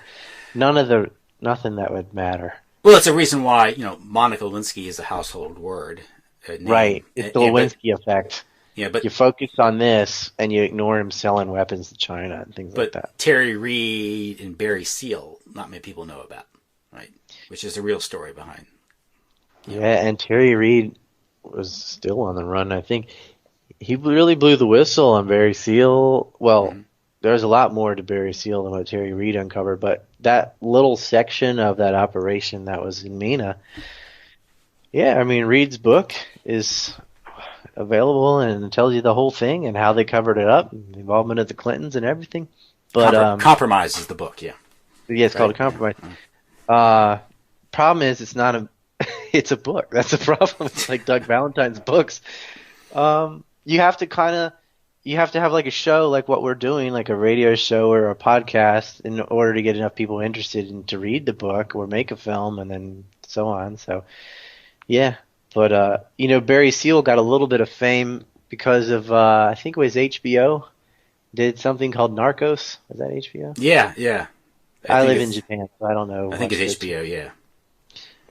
With Escobar and that might be story. Netflix, but go ahead. Anyway, they talked a little bit about Barry Seal, and I was like, ooh, are they going to get into Barry Seal? And just sort of the surface of it, but it was better than nothing.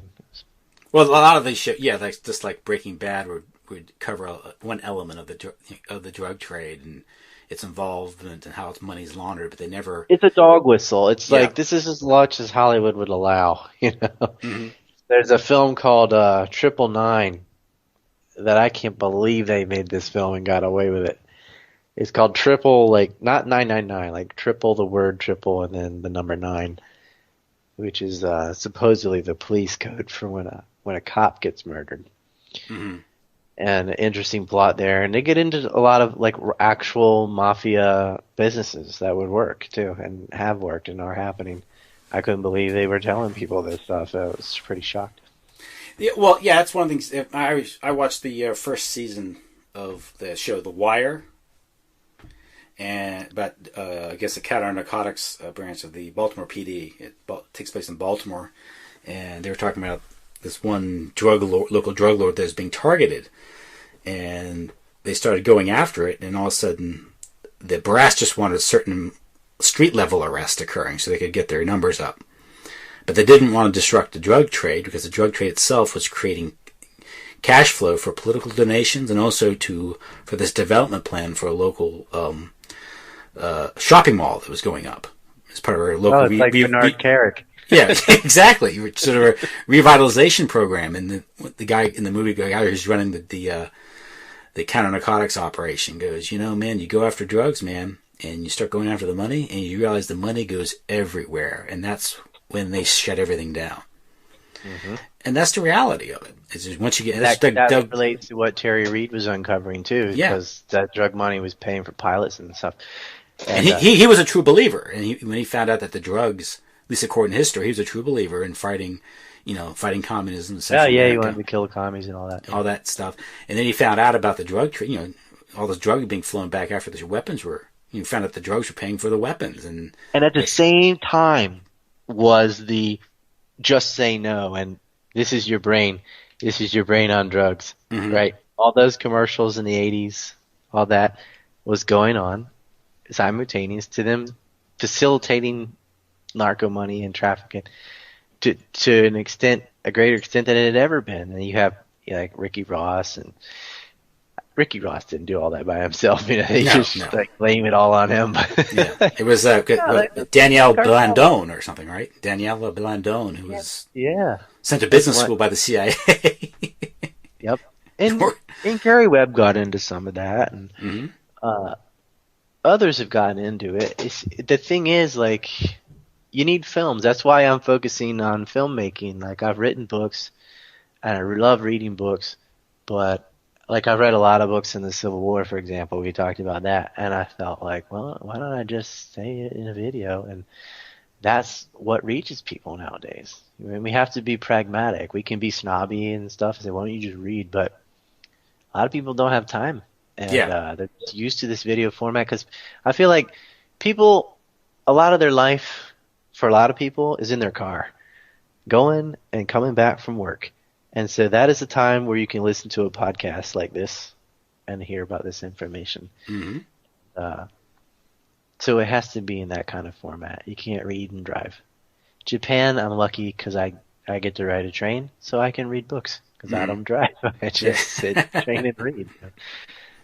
So I like that. But it's hard for me to hear a podcast because I need a battery and a headphone and all that, so a book is better. But that's why we need to tackle these in all these formats, and that's why I like doing interviews with you, and that's why I do my own podcast too. Is I really believe that's the way we're going to be able to change things, is by making films and doing like radio shows, podcasts. Not really radio anymore, are they? It's podcast. Yeah. Well, you also find out if you're if you are a journalist and you really dig into these things, your career doesn't turn out too well. Yeah, if you tell the truth, like if you really want to succeed in journalism, you got to toe the line. Like Hillary, we just found out, had like 65 reporters on her payroll. Yeah, they're meeting and strategizing, and and that's just one level. If it goes deeper, then I mean, go back in Project Operation Mockingbird and yeah. Oh well, that's in full effect. I mean, all you have to do is turn on television. Look at the reporting on the Iraq War or on Syria, on Libya, on anything. They just sit there and lie. Like Trump was right on that. Like you're fake news, but it's because they're attacking him. Is why he said that, I think. But they are fake news. They lied about weapons of mass. All of them did. Fox did too. All of them. Fox was the worst during the Iraq War, and worse than CNN even. They all lied. And they have these extremists left and right like MSNBC and Fox, so CNN can act like, look, we're the moderates in the middle. And it's BS. You're all liars. They all lie.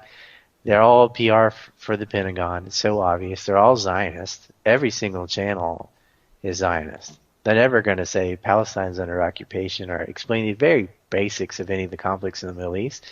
And they don't even talk about the Congo at all. Like you mentioned, that's even lower than Palestine. It's like, well, whatever, the Africans. So that's why another reason why I did my film on Africa, because no one talks about Africa. So, or if there's something going, to the extent that people understand what's going on in Africa or their perception, it's because they're primitive, they're savages, and they don't know how to govern themselves, and there are too many of them, which is actually quite opposite, given the size of the continent. But it's not politically correct for them to admit that they hold those beliefs, so they keep them secret. And so nobody will come along and say, no, that's not because of that. This is why.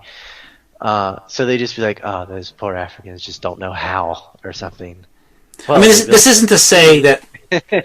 I mean, let's say Africa has rich resources, is blessed with, or cursed with resources, you could say. That isn't to say that there's a way, there is an ethical way to interact with African people, to trade with them. There's nothing wrong with going in there and saying, here's our technology. Hey, we can offer this development. It's good to do that. People don't do it though. Happen, but you know, the solution is pretty simple. If the main thing of all of them, and there are paramilitary groups and all that, but the IMF and World Bank are the most destructive forces, in my opinion, of the three-prong attack. If Africa were to get loans or nationalize the resource so they could pay for it themselves to build manufacturing, so they could turn all those raw resources that they have into finished products and sell those for a lot more money than you can sell the raw resource, then they would get out of debt, and then they could use that money, tax those businesses and profits, and use that to pay for schools and hospitals and roads and infrastructure. Instead, they're getting loans to build the infrastructure, which give you no return for a really long time. Like school's not going to be, and they get stuck in perpetual debt and forced to sell off their land and resources, where they lease, mines for 99 years to foreign companies who have all the profits. And even if you tax them, it's still not going to you. And so they need to lower taxes and focus on manufacturing. Instead, they do the opposite. They raise taxes and get more loans, and they just puts them further and further in debt. You get loan number 2 to pay for loan number 1. Like, how many times is Egypt going back to the IMF to roll over their loans? Always. It's annual. Because they're not interested in the outside. The European or Western powers are not interested in development. They're interested in extraction, exploitation, and preventing development. It's the outside and inside. Like, it's the Western powers and it's corrupt Egyptian government officials, because the West ensures that style of government is what will be exactly. If not, we'll kill you and replace you with your cousin. That's when the CIA will go into jackal mode. Yeah, and that because there's never a shortage of locals who are willing to sell out their own community to be enriched, and that goes back to the Opium Wars, right? When the British contacted certain Chinese people to deal with the opium, to reverse the trade imbalance there, and also to undermine Chinese society. Or what the CIA did with the Phoenix program to Chinese traders in Vietnam. There's obviously huge black markets and food shortages and things, so Chinese would come in, let's say, selling rice very innocent, right? We're going to sell, since this town has been so decimated, we're going to bring rice in and sell it. CIA would come in and say, "Are you a suspect? I think you're a communist sympathizer because you're selling rice." And why? You want to become an informant? And they have to tell on somebody. They don't have anyone. They're not really part of anything. So they'll turn to them and say, "Well, what you could do is start selling these drugs instead when you go back with your rice and use that as your front, blah, blah, blah." And they set up narcotic rings with the Chinese who they're supposedly fighting, because it's communist. The whole thing, they do it. They would go in and they would get innocent merchants and say, "What are you doing here? Oh, are you part of this insurgency? We think you are." And it's like, do you want to rot in jail or get killed, be tortured in a cage, or are you going to play along? And they would play along, of course. Mm-hmm. That's what Doug Valentine talked about. Someone asked him about what was going on in Vietnam. And, whether it's, heroin, the arms industry, obviously it wasn't the domino effect. That was just an excuse. But he says, well, ultimately, I think what it was also they wanted to go and fundamentally change Vietnamese society. They wanted to turn them into members of what they call the New World Order, or just turn them into workers and consumers. Whereas prior to American intervention, there is sort of an agrarian, Asian society, self-sufficient in food. And if you go in and you bomb the hell out of the country in 20, 30 years, perhaps, these people will be willing to work in factories producing shirts and stuff, for the markets westward. And that's precisely what happened. They have a monarchy now, and that's exactly what they're doing. And a lot of Vietnamese now studying Japanese and English. I know some of the language schools here, half the students are from Vietnam, which is, you'd think it would be China or Korea or somewhere closer. No, half of them are from Vietnam. They realize you have to learn the language of the places with money, which is the United States and Japan and China. Mm-hmm. And this is all part of globalization, forced globalization. This isn't the interaction that would occur with honest friendship and free trade. This is not natural free trade at all. No, it's not. It never happened. I mean, Indochina has been turned into just a cesspool of prostitutes and narcotics, and their currencies have been completely inflated. Like, people go down to Thailand, just what they do. They go on like sex vacations and stuff because the currency of a European country or Japan or South Korea or something is worth a lot of money. So they go to Indochina and they can buy people. They can live like kings. And it's not like they work harder than these people, because in many cases they don't work as hard as these people. It just doesn't matter how hard you work if you live in a place like that, because you're black or whatever isn't worth anything. It doesn't matter how many hours you put in or how hard you study. You'll never make the same level of wealth as somebody doing the exact same labor as you in a country that has a currency that means something. And that's the saddest thing. This myth, like, the harder you work, the more money you have, that's BS. I mean, you'll have more than other people in your own currency circle, but working harder does not mean you're going to be wealthier. Studying harder. There are people in Vietnam that speak 3 or 4 languages. They're really educated. They're still poor because they live in Vietnam or because they live in Thailand. Like, that's what people have to understand. Like, it's not fair. It's not based on your hard work. Not always. And it's decisions that they had nothing to do with. Their government sold them out before they were even born. We have to change these things. Yeah. Well, the currency itself is a form of wealth extraction, as opposed to being a wealth, ways of storing wealth. It's the fiat dollar itself, particularly the debt-based fiat currencies, are a method of wealth extraction. So is the current banking system. So is the current medical system. So is the current tax system, unsurprisingly. But a lot of these systems have sort of a tapeworm effect on the economy. And they're designed to that certain effect because they're designed to give you a little bit of what you want so you stay in it, but not realizing Especially medical in the United States. I think that's the number one reason for debt isn't from mortgages, it's from healthcare bills.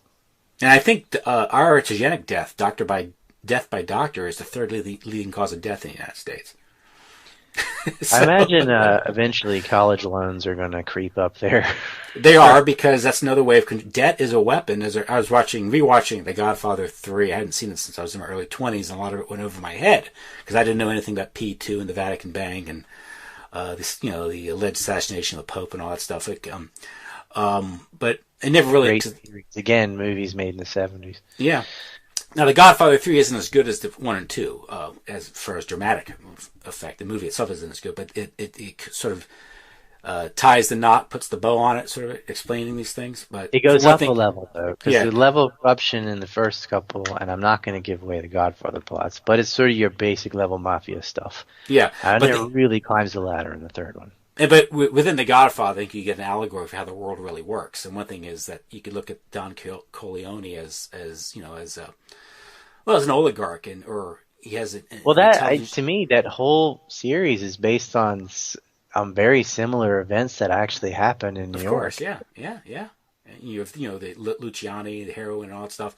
But a good example in the first one, you have them, of course, the drug trade. Also, you have them using assets in the media to plant stories, and that's what the CIA does. You have them finding out that this guy Paulie was behind the alleged assassination attempt on the Don. They do that because they have assets in the phone company. That's how they get all this information. Because they know someone from the other gang called the payphone right outside his apartment or something. That's how they make these connections. You have the use of sex traps, and you have Senator Geary with the dead prostitute and these things. Okay, there we go. But in the third one, Michael Corleone is starting a foundation. And we're going legit. We're going legit now. He's joined the big leagues, and he says to his sister, he goes, "All my life I've been trying to become legit, climb the social ladder, and what I find is it's more corrupt the higher you go." And that's he's now trying to join the ranks of the big boys, it's the like big gangsters. Gotham. People have watched the series Gotham. The higher up is the commissioners and all that are the worse it gets. The worse it gets. And there's biggest thieves and murderers are government. Yeah, and there's this one guy in there who represents the European P2 wing of I guess organized crime, and he's negotiating with Michael Corleone, and Corleone's Michael's nephew, who is the illegitimate son of Sonny, the character in there, and he's trying to get information on this other group for Michael, so he's pretending like he's negotiating. And just turn this off now if you haven't seen The Godfather series. Yeah. Sorry, you should have seen it by now if you're listening to this podcast. But the guy says to he starts talking about finance and Sonny's illegitimate son. I forget the name of the character of his name. But if they haven't seen The Godfather yet, it's their fault. Exactly. They deserve it. No. He goes, "This is finance. I don't handle finance." He goes, "Finance is war. You don't understand. Finance is war." And he goes, "Politics." I did this math on how Trump always says we spent $6 trillion in the Middle East over the last 15 years. That is $1.4 million a minute. Yeah. Yeah. Because finance is war. Politics is knowing when to pull the trigger. Or finance is a weapon. Finance is a weapon. Politics is knowing when to pull the trigger, and that's true, and that's what we're getting. That's what we're seeing played throughout. I think the good example is the student loan or debt crisis, which they created by offering too many cheap loans to students, is a way to make sure that when they graduate and they're saddled with debt, that they're compliant. Plus, plus the Department of Ed was making money off the spread between interest rates since the government can borrow money a lot cheaper. Yeah. And the schools love it because they get a lot of cheap money to expand and create their own little empires, and so so it's a big scam, and they were even using the schools as collection agencies. In my book, The Separation of Business and State, I got into that because I feel like that's a hot topic that incoming students ought to know, and you could read just that chapter and then be well more aware and not get caught in that gambit. Well, at some point, there's got to be a jubilee or end to this because the end is slavery. It's indebted slavery, and that's what it's designed to do. These poor kids, they graduate with the equivalent of a mortgage, only they don't have a house. Yep. Yeah. And they think, of course, you'd rather go to college than not, because you'd rather get that education than not. But it does have a price tag to where it is not worth that much more. Like let's say it cost $1 million to go to college. Like, be better to just keep the $1 million, you know? Yes. There's a point where it's like, well, it's not worth the price. And they think it's worth any price. Well, they say you can't put a price on a good education. Well, that's funny. They do. You do and you can. They do and they can't. If they want average, people are earning this much more to graduate. I'm like, that's because a few of them went on to become billionaires. You gotta wipe out the outliers. Man, they ought to teach basic statistics in high school instead of. It really bothers me because you have a lot of children who are not children, whatever, young people who are they excel in math, and they'll be doing calculus in high school. I'm like, why are they doing calculus? I'm like, well, I'm doing pre-cal and I'm doing calculus. I'm like, that's nice. Have you had statistics? No. Well, that's the useful math. That's what you need to know. Go towards the path of statistics and do calculus if you're going to be involved in a science that needs calculus. Otherwise, learn statistics because that's good for your daily life. And not having a large population that does understand statistics is why you can lie to them with statistics and say, well, like the wage gap BS. The reason people fall for that and get all bent out of shape is because they don't understand statistics. If you did, you would understand that women are not paid less than men for the same work. They earn less on average. But they don't work as much on average. It's simple. They do other things. They have other priorities, and that's going to reflect in these averages. You know? Yeah. You know? And if you were to try to... There's nothing wrong with that. There's nothing wrong with the other choices either. Yeah. But the idea that all groups are going to have equal outcome in anything is ridiculous.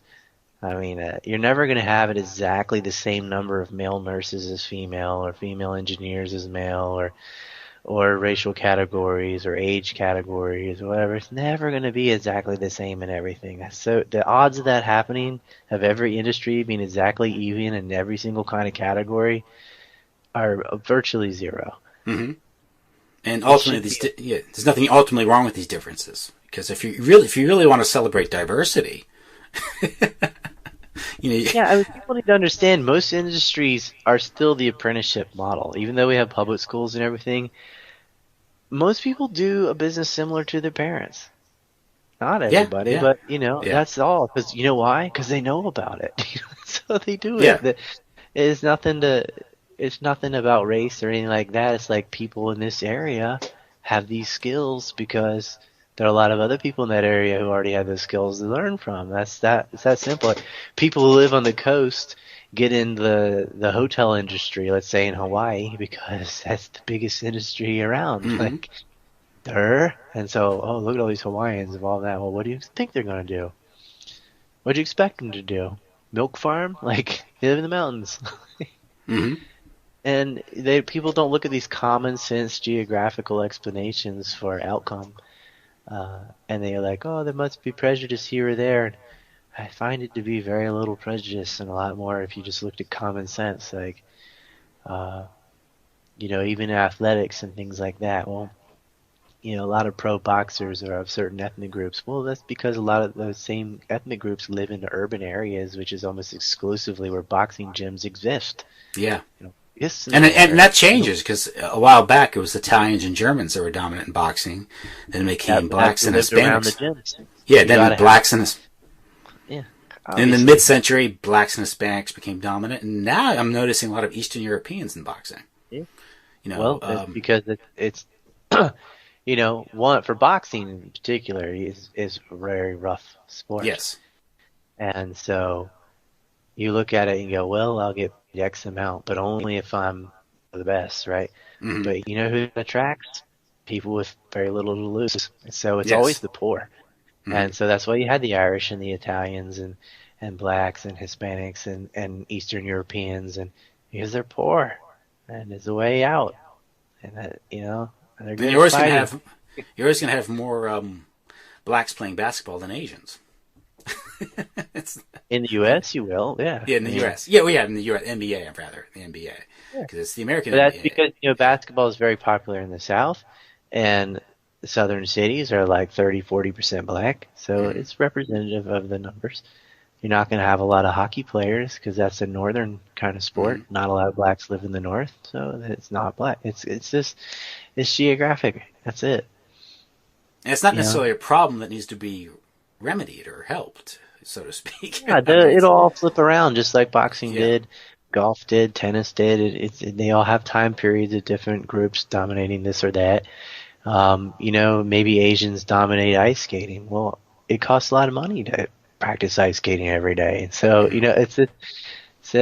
it's not about natural athleticism. It's a lot of other factors. Like if you're going to be a professional skier, either you work at the ski place or you have a lot of money so you can go practice skiing every time. Like that's how it is. And people don't look at they don't even try to find other explanations for these kind of differences in outcome. They just think it must be prejudice because our culture now is wearing glasses that just see racism, sexism, whateverism everywhere, prejudice everywhere, because that gives you an opportunity to feel morally superior and virtue signal.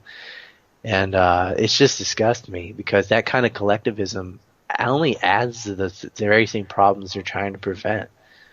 And there's also the presumption is that the natural state is equality, when actually the actual state is inequality and differences. And there are legitimate inequalities and there are illegitimate inequalities, like, where you're dealing with privileges or laws that prevent people from entry, barring from entry, things like that.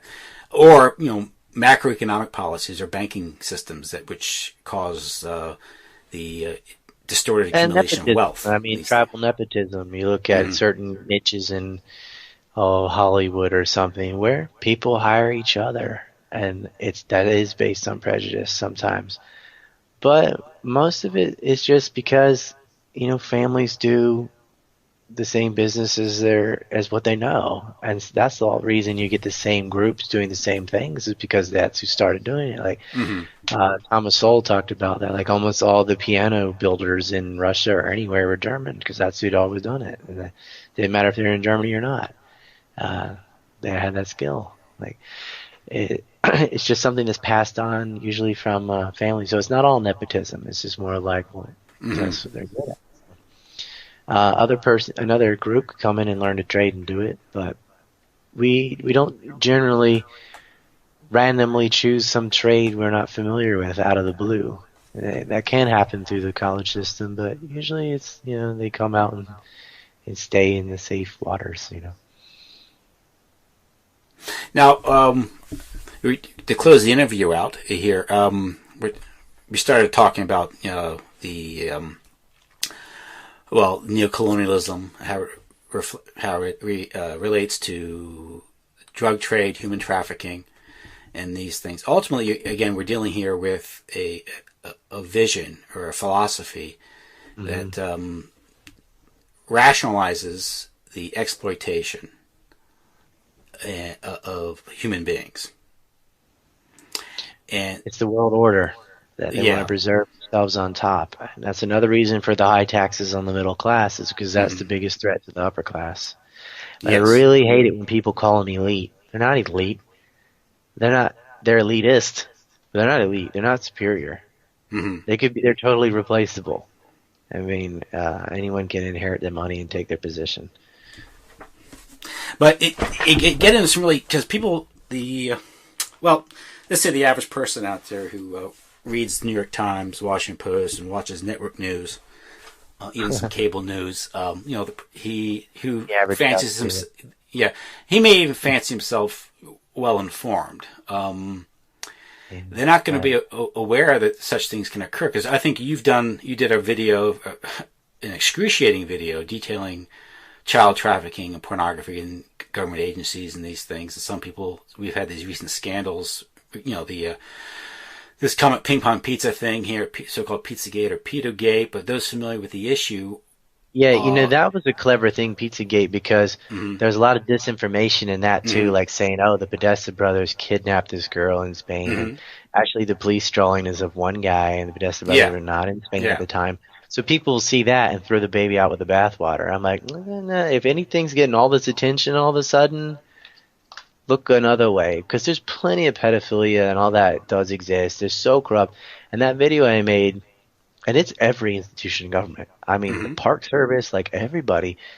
You can see my face in that video. I look like somebody just shot someone right in front of me. I was so distraught from researching that. It's really sickening. It really takes something out of you, and I don't ever want to delve into that again. That's my one video on it for like the next 3 years. I can't get back in. I felt so dark just even knowing about it. That and organ trafficking. That's like the worst thing. Yeah, organ trafficking, and this is something that, again, I always thought it was the area of, urban legend. You hear stories and all that. But if you look at the economics of it, and we're talking about, war as finance, neocolonialism, the exploitation of people. People sterilized people on purpose, gave people syphilis, and watched them die. You don't think they're going to steal liver? That's my point, exactly. And I've been following the research of George Webb, and he kind of explains it in a way. He admits that some of this is speculation, but it's informed speculation. And it's based on these inferences based on the evidence. And the fact, if you look at the operations down in Haiti, in Chicago, he mentioned it's happening domestically as well.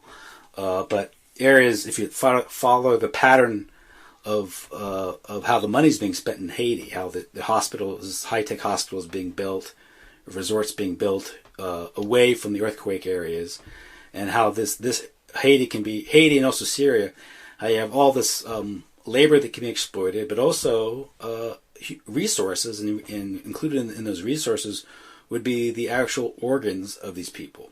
He says if you can extract an organ for a few $1,000s in Syria or in Haiti, under the cover of a civil war or a natural disaster, and sell it for $100,000 in Europe or in America or in China, if you're doing these other things, selling kids off to the sex markets, fomenting civil wars that would just destroy the lives of hundreds of thousands, if not millions of people. Like that. Yeah. Why wouldn't you kill them anyway? Why would you not at least take an organ too?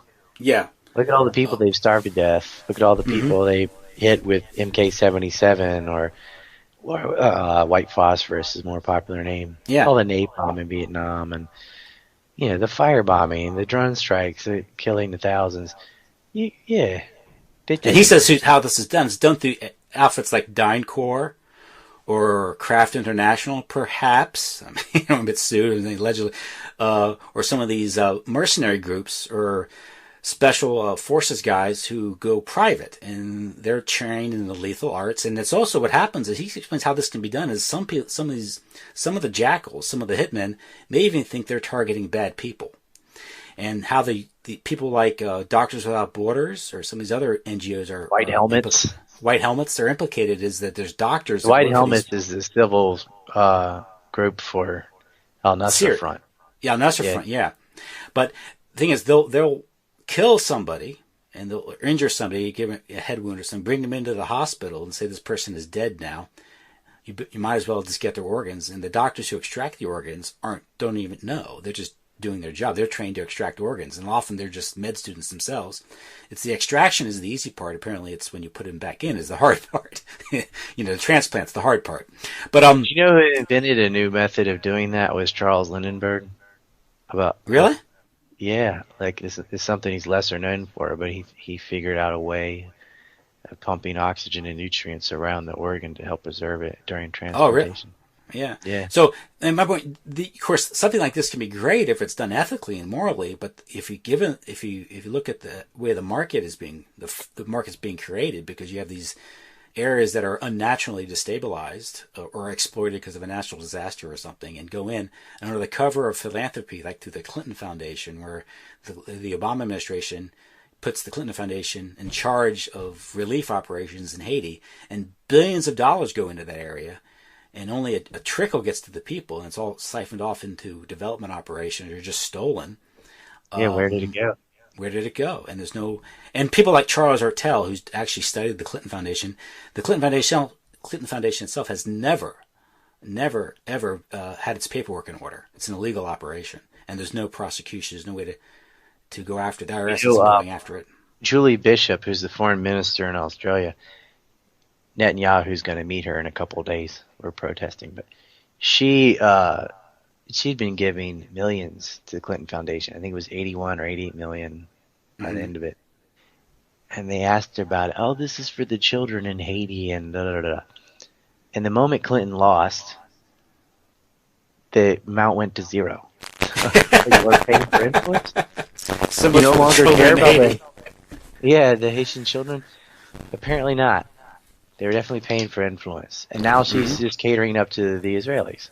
First Israeli prime minister to visit Australia, and it's going to be on Wednesday.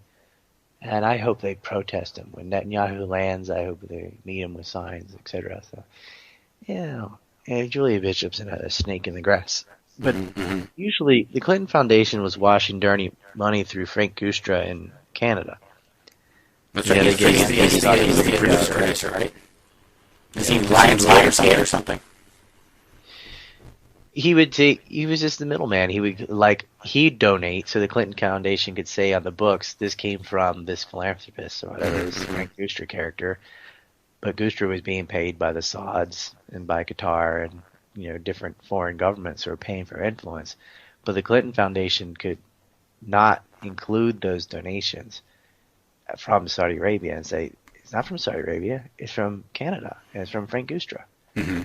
But they were just, cycling the money. He was cleaning the money for them.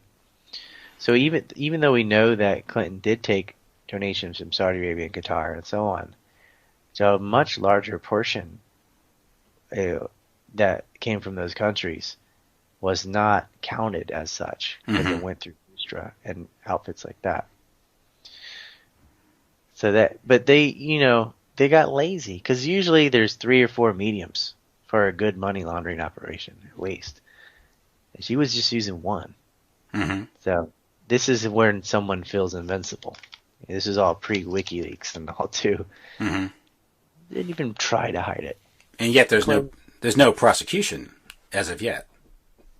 Not yet. It's all internet talk. It's all researchers, and then the legacy media, the mainstream media, isn't even covering it. It's all the alternative media. It's true, but like I just said, Julie Bishop's went from 80 million to 0, so they fear the internet somewhat. Yeah. She doesn't have any influence anymore either, but which explains the private server scandal, which is another violation of the law. These things, which because obviously she wanted these things off the books. But the problem is, if it's a private server that's unsecure, it's not off the books because you can imagine multiple intelligence agencies are getting access to that information. They have the dirt, and that was a little bit of a Lewinsky too, because to me, a much bigger leak was the fact that Clinton was admitting she knew Qatar and Saudi Arabia were clandestinely financing ISIS in Syria, and did nothing about it and said nothing to them, like knock it off or anything. And she's the head of the State Department. That, and Julian Assange said that too, that was the biggest leak, was that information. And yet the focus is on, all these emails that were deleted and scrubbed and all, and that, which is an issue, but it's kind of like the lesser problem. Like, oh, we'll put all the attention on this. Like, we'll put all the attention on the blowjob from Lewinsky. Yeah. So we don't have to talk about Vince Foster or any of that. So there was that email between Sid Blumenthal and Hillary Clinton, I think, regarding them talking about, I guess they're Blumenthal's father. Yeah, exactly. Yeah. But she's the one that wanted the State Department. Barack Obama said no. Apparently, then she put him there. I think she put him over there at the Clinton Foundation. I think, who I guess he was sitting on top of that server. I guess, but there's emails going back and forth about Libya and talking about, I think, the gold, $9 billion in gold that they intended to seize as part of the operation in Libya. So this was just going in like pirates. It's just in your face. They're talking about this, Al. The Pirates of Tripoli. Yeah. They go way back.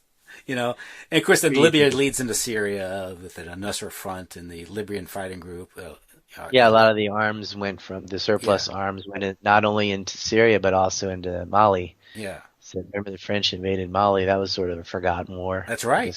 Yeah. And a lot of the weapons surplus from Libya and guards went into Mali, and that conflict spilled into there. And that was very lucrative in the French uranium interest in the area. So you remember the French were leading the charge in Libya. That's right. Yeah. and then went into Mali. And so the French interest in that and their own interest. The U.S. is always following Israeli interests. Well, it was humanitarian. We have a responsibility to protect. Oh, yes, humanitarian, of course. It's the new speak. That's how a Democrat starts the war, on humanitarian. That's how they censor free speech and stuff, too. Oh, this is to go against bullies, or this is to protect LGBTQRS, TUV, whatever. Or fake news. Got to fight fake news. Yeah, we got to fight. Again, it's just a pretext. And it's, yeah.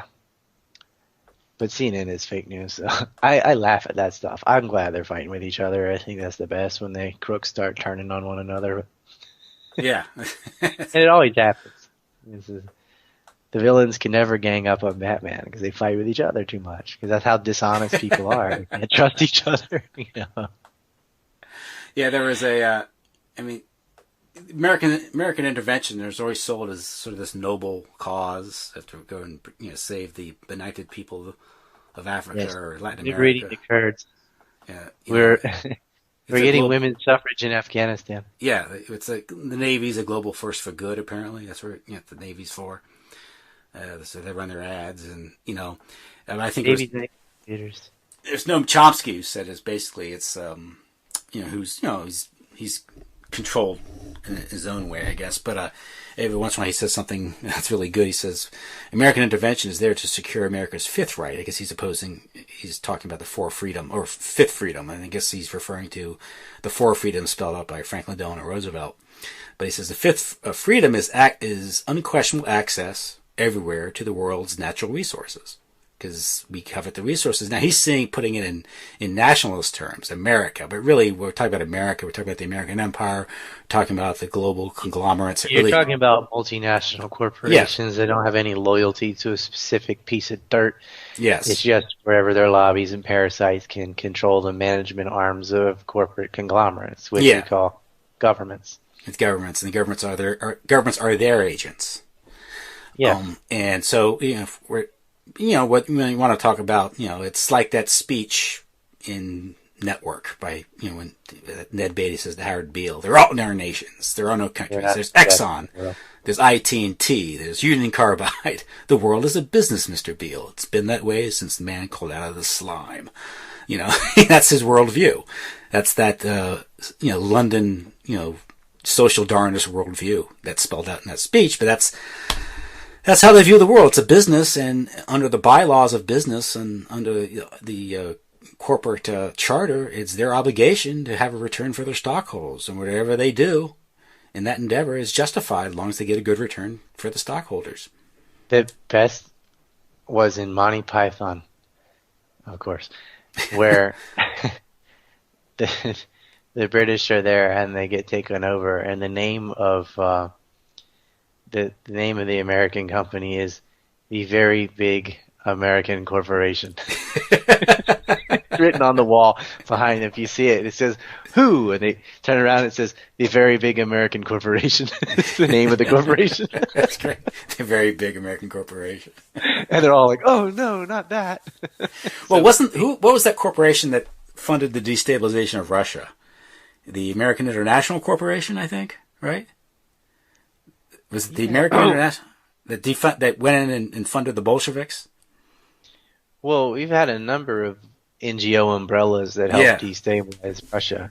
But I think this is back in 1917, and it's one of these untold stories of American intervention. Oh, you mean during the First World War? Yeah. I was thinking recently. I was like, way back. I think it was the American International Corporation went in there. It was represented even used the Red Cross at the front. Yeah, the Red Cross was the front, yeah. That was Hoover's operation over there, the food relief program, and going in there and destabilize it. There's a humanitarian front again. Oh, look, it's the Red Cross. Yeah. So nowadays, it's, religious schools, language schools, things that seem so innocent, but and could be. They could be, yeah. Because UNICEF. Look, we're bringing food. No, you bring guns to rebels. Thomas Mountain witnessed that happening. Even I was reading his blog. Reading up his blog, he's a good source for that. But for Africa. Oh yeah. But again, I call him more, but it costs so much to call Eritrea from Japan. Yeah, there's no. There's no Skype. But you're taking something. I mean, because there is something. I mean, I do think I'm a critic of Western imperialism, of the whole neocolonial thing and the whole colonial project in general. But I'm also not a cultural relativist, and I do think that in a better world and a more honest world, the European, the Western world, America, Europe, would have a lot to teach and help the world in terms of development, and maybe it's happened that way, but for the right reasons sometimes. Like free markets work. Yeah. Japan and South Korea are both shining examples of how a different society can adopt the Western model of business and outdo the Westerners. Like Japan has more money than any country in Europe. South Korea is right up there with like Germany. I think they're like the 11th biggest economy in the world, and that's only with 60 million people too. But the reason was they wanted a buffer zone against the Soviet Union, so they had lopsided trade with Japan, and because of North Korea, South Korea is allowed to prosper. But that free market model works. What doesn't work is neocolonialism. It's better to build things up like Germany and Japan and South Korea and trade with them and benefit from the fruits of their labor. It's nice having Samsung. It's nice having Sony and Panasonic and whatever. In the long run, it benefits the consumer. It benefits our standard of living, our way of life, etc. to have BMW and Toyota and so on. So building them up and having trading partners would be the way to go. But this old model, because of this social Darwinistic philosophy, what they want to do in places like Zambia, which there's no reason Zambia couldn't be on at least the same level as like Morocco or Egypt or something, it is to oppress and enslave and rip the wealth. And, yes, you get a little bit of copper money here and there, but if you were to build it up, you could have something like Singapore instead. Which is gonna get so much more money in the long run, and it's a win-win for everybody. But they don't do that; they push it down, and that they need to realize it's kind of the right thing for the wrong reason. Like, hey, wage slavery is actually cheaper than slavery. It's like better. Yeah, exactly. And it's better for the slave too, a little bit, I'm hoping they'll do the right thing for their own greedy interests, kind of thing. And that's what you're hoping for. Yeah, building people up because Western philosophy and free markets and capitalism work. What doesn't work is this cronyism with government and imperialism.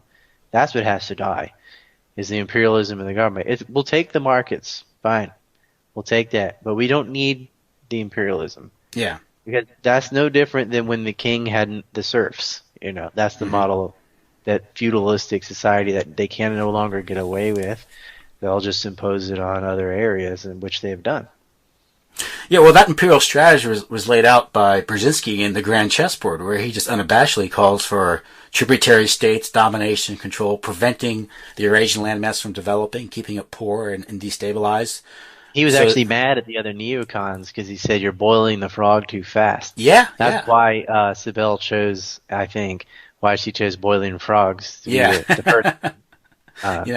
But this, basically what it is they'd rather control an impoverished, destabilized world than a wealthy, peaceful world that can actually live and live. We benefit from each other's trade and prosper. They'd rather have an enslaved, bitter, they want people to shit on. They like having their sex vacations and stuff like that. That's what it is. They like exploiting people. They like abusing people. They're bad people. Yeah, and they love the power trip. They love being able to just own somebody. Just have enough money to make somebody do anything you want. Yeah, that's what they. And you can't do that first world to first world because the person will tell you to F off. Yeah, but you can do it to third world, and that's the just simple, maniacal, power-tripping, really psychopaths in most cases. That's right. I mean, if Thailand wasn't poor, then Denny Hassett couldn't fly there and exploit kids.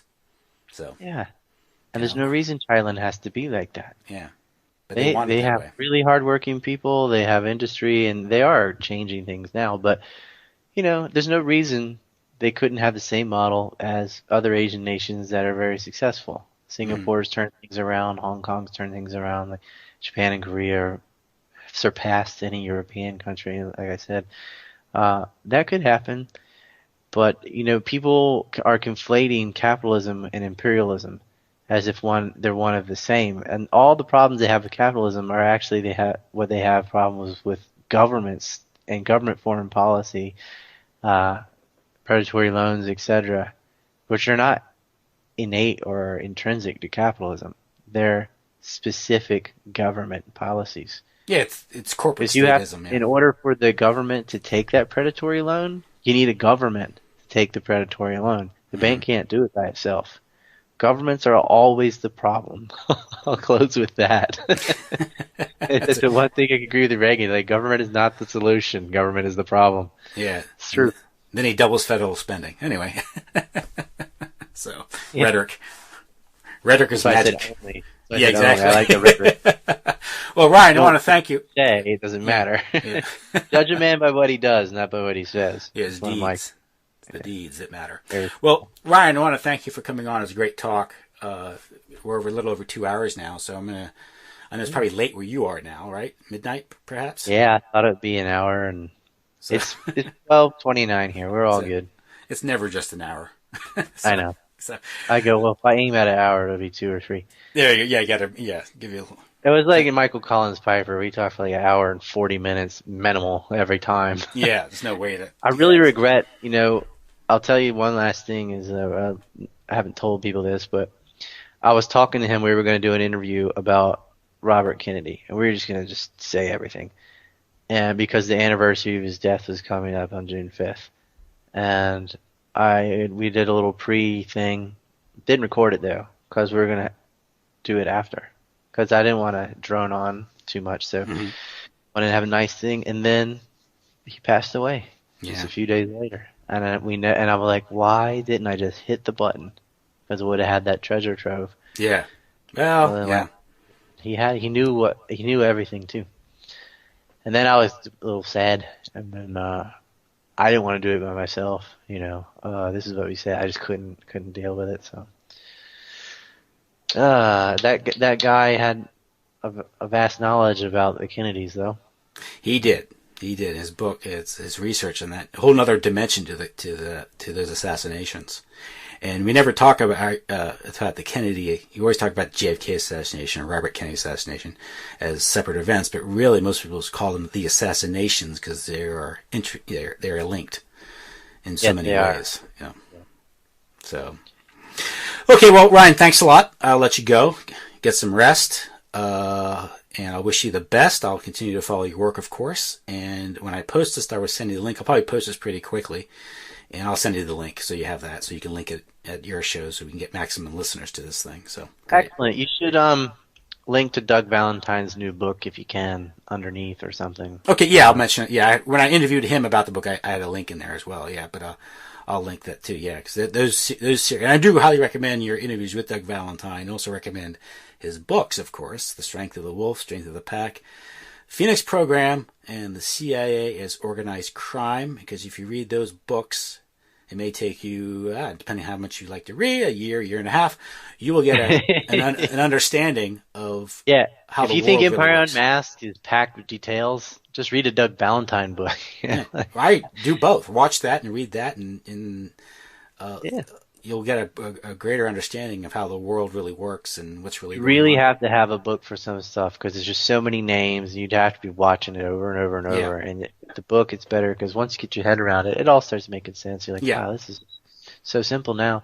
Because it's sort of a real hidden history, right in your faith. And then, because you have all these different explanations for these different events. When you see what the little hidden thing that's been missing, then they're not all so different from each other. And you go, oh, it's again the same. Everything becomes clear. That's why I highly recommend those books. I'm going to approach him about making video versions of them. Not by myself, but if we could do that would be awesome. Great. Well, okay, right, man. I'll Take it easy, talk to Ryan. you again soon. We'll not be separate for so long next time. Yeah, take care. You too. Bye-bye. Bye-bye.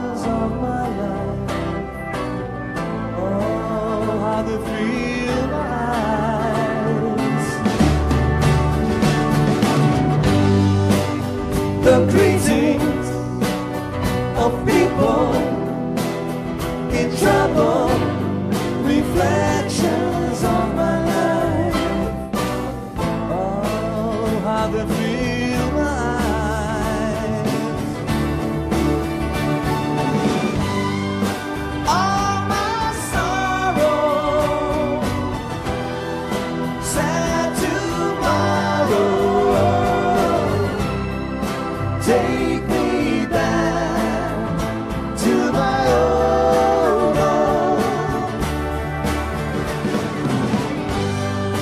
All my crying, feel I'm dying. Take me back to my old home.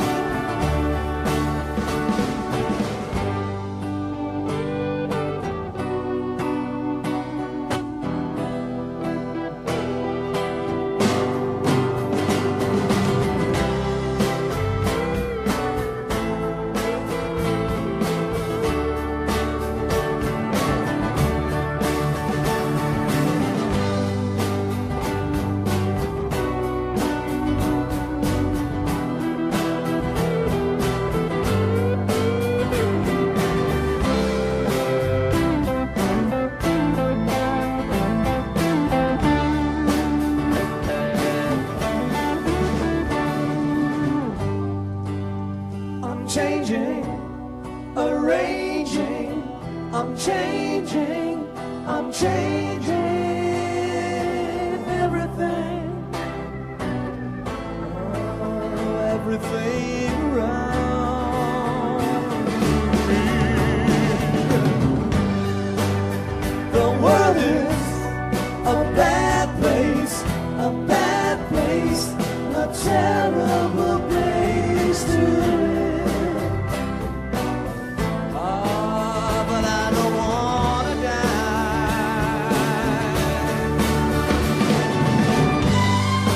All my sorrow, sad tomorrow. Take me back to my old home. All my crying,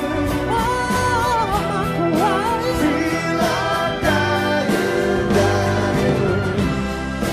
Take me back to my old home. All my sorrow, sad tomorrow. Take me back to my old home. All my crying, feel I'm dying. Take me back to my old home.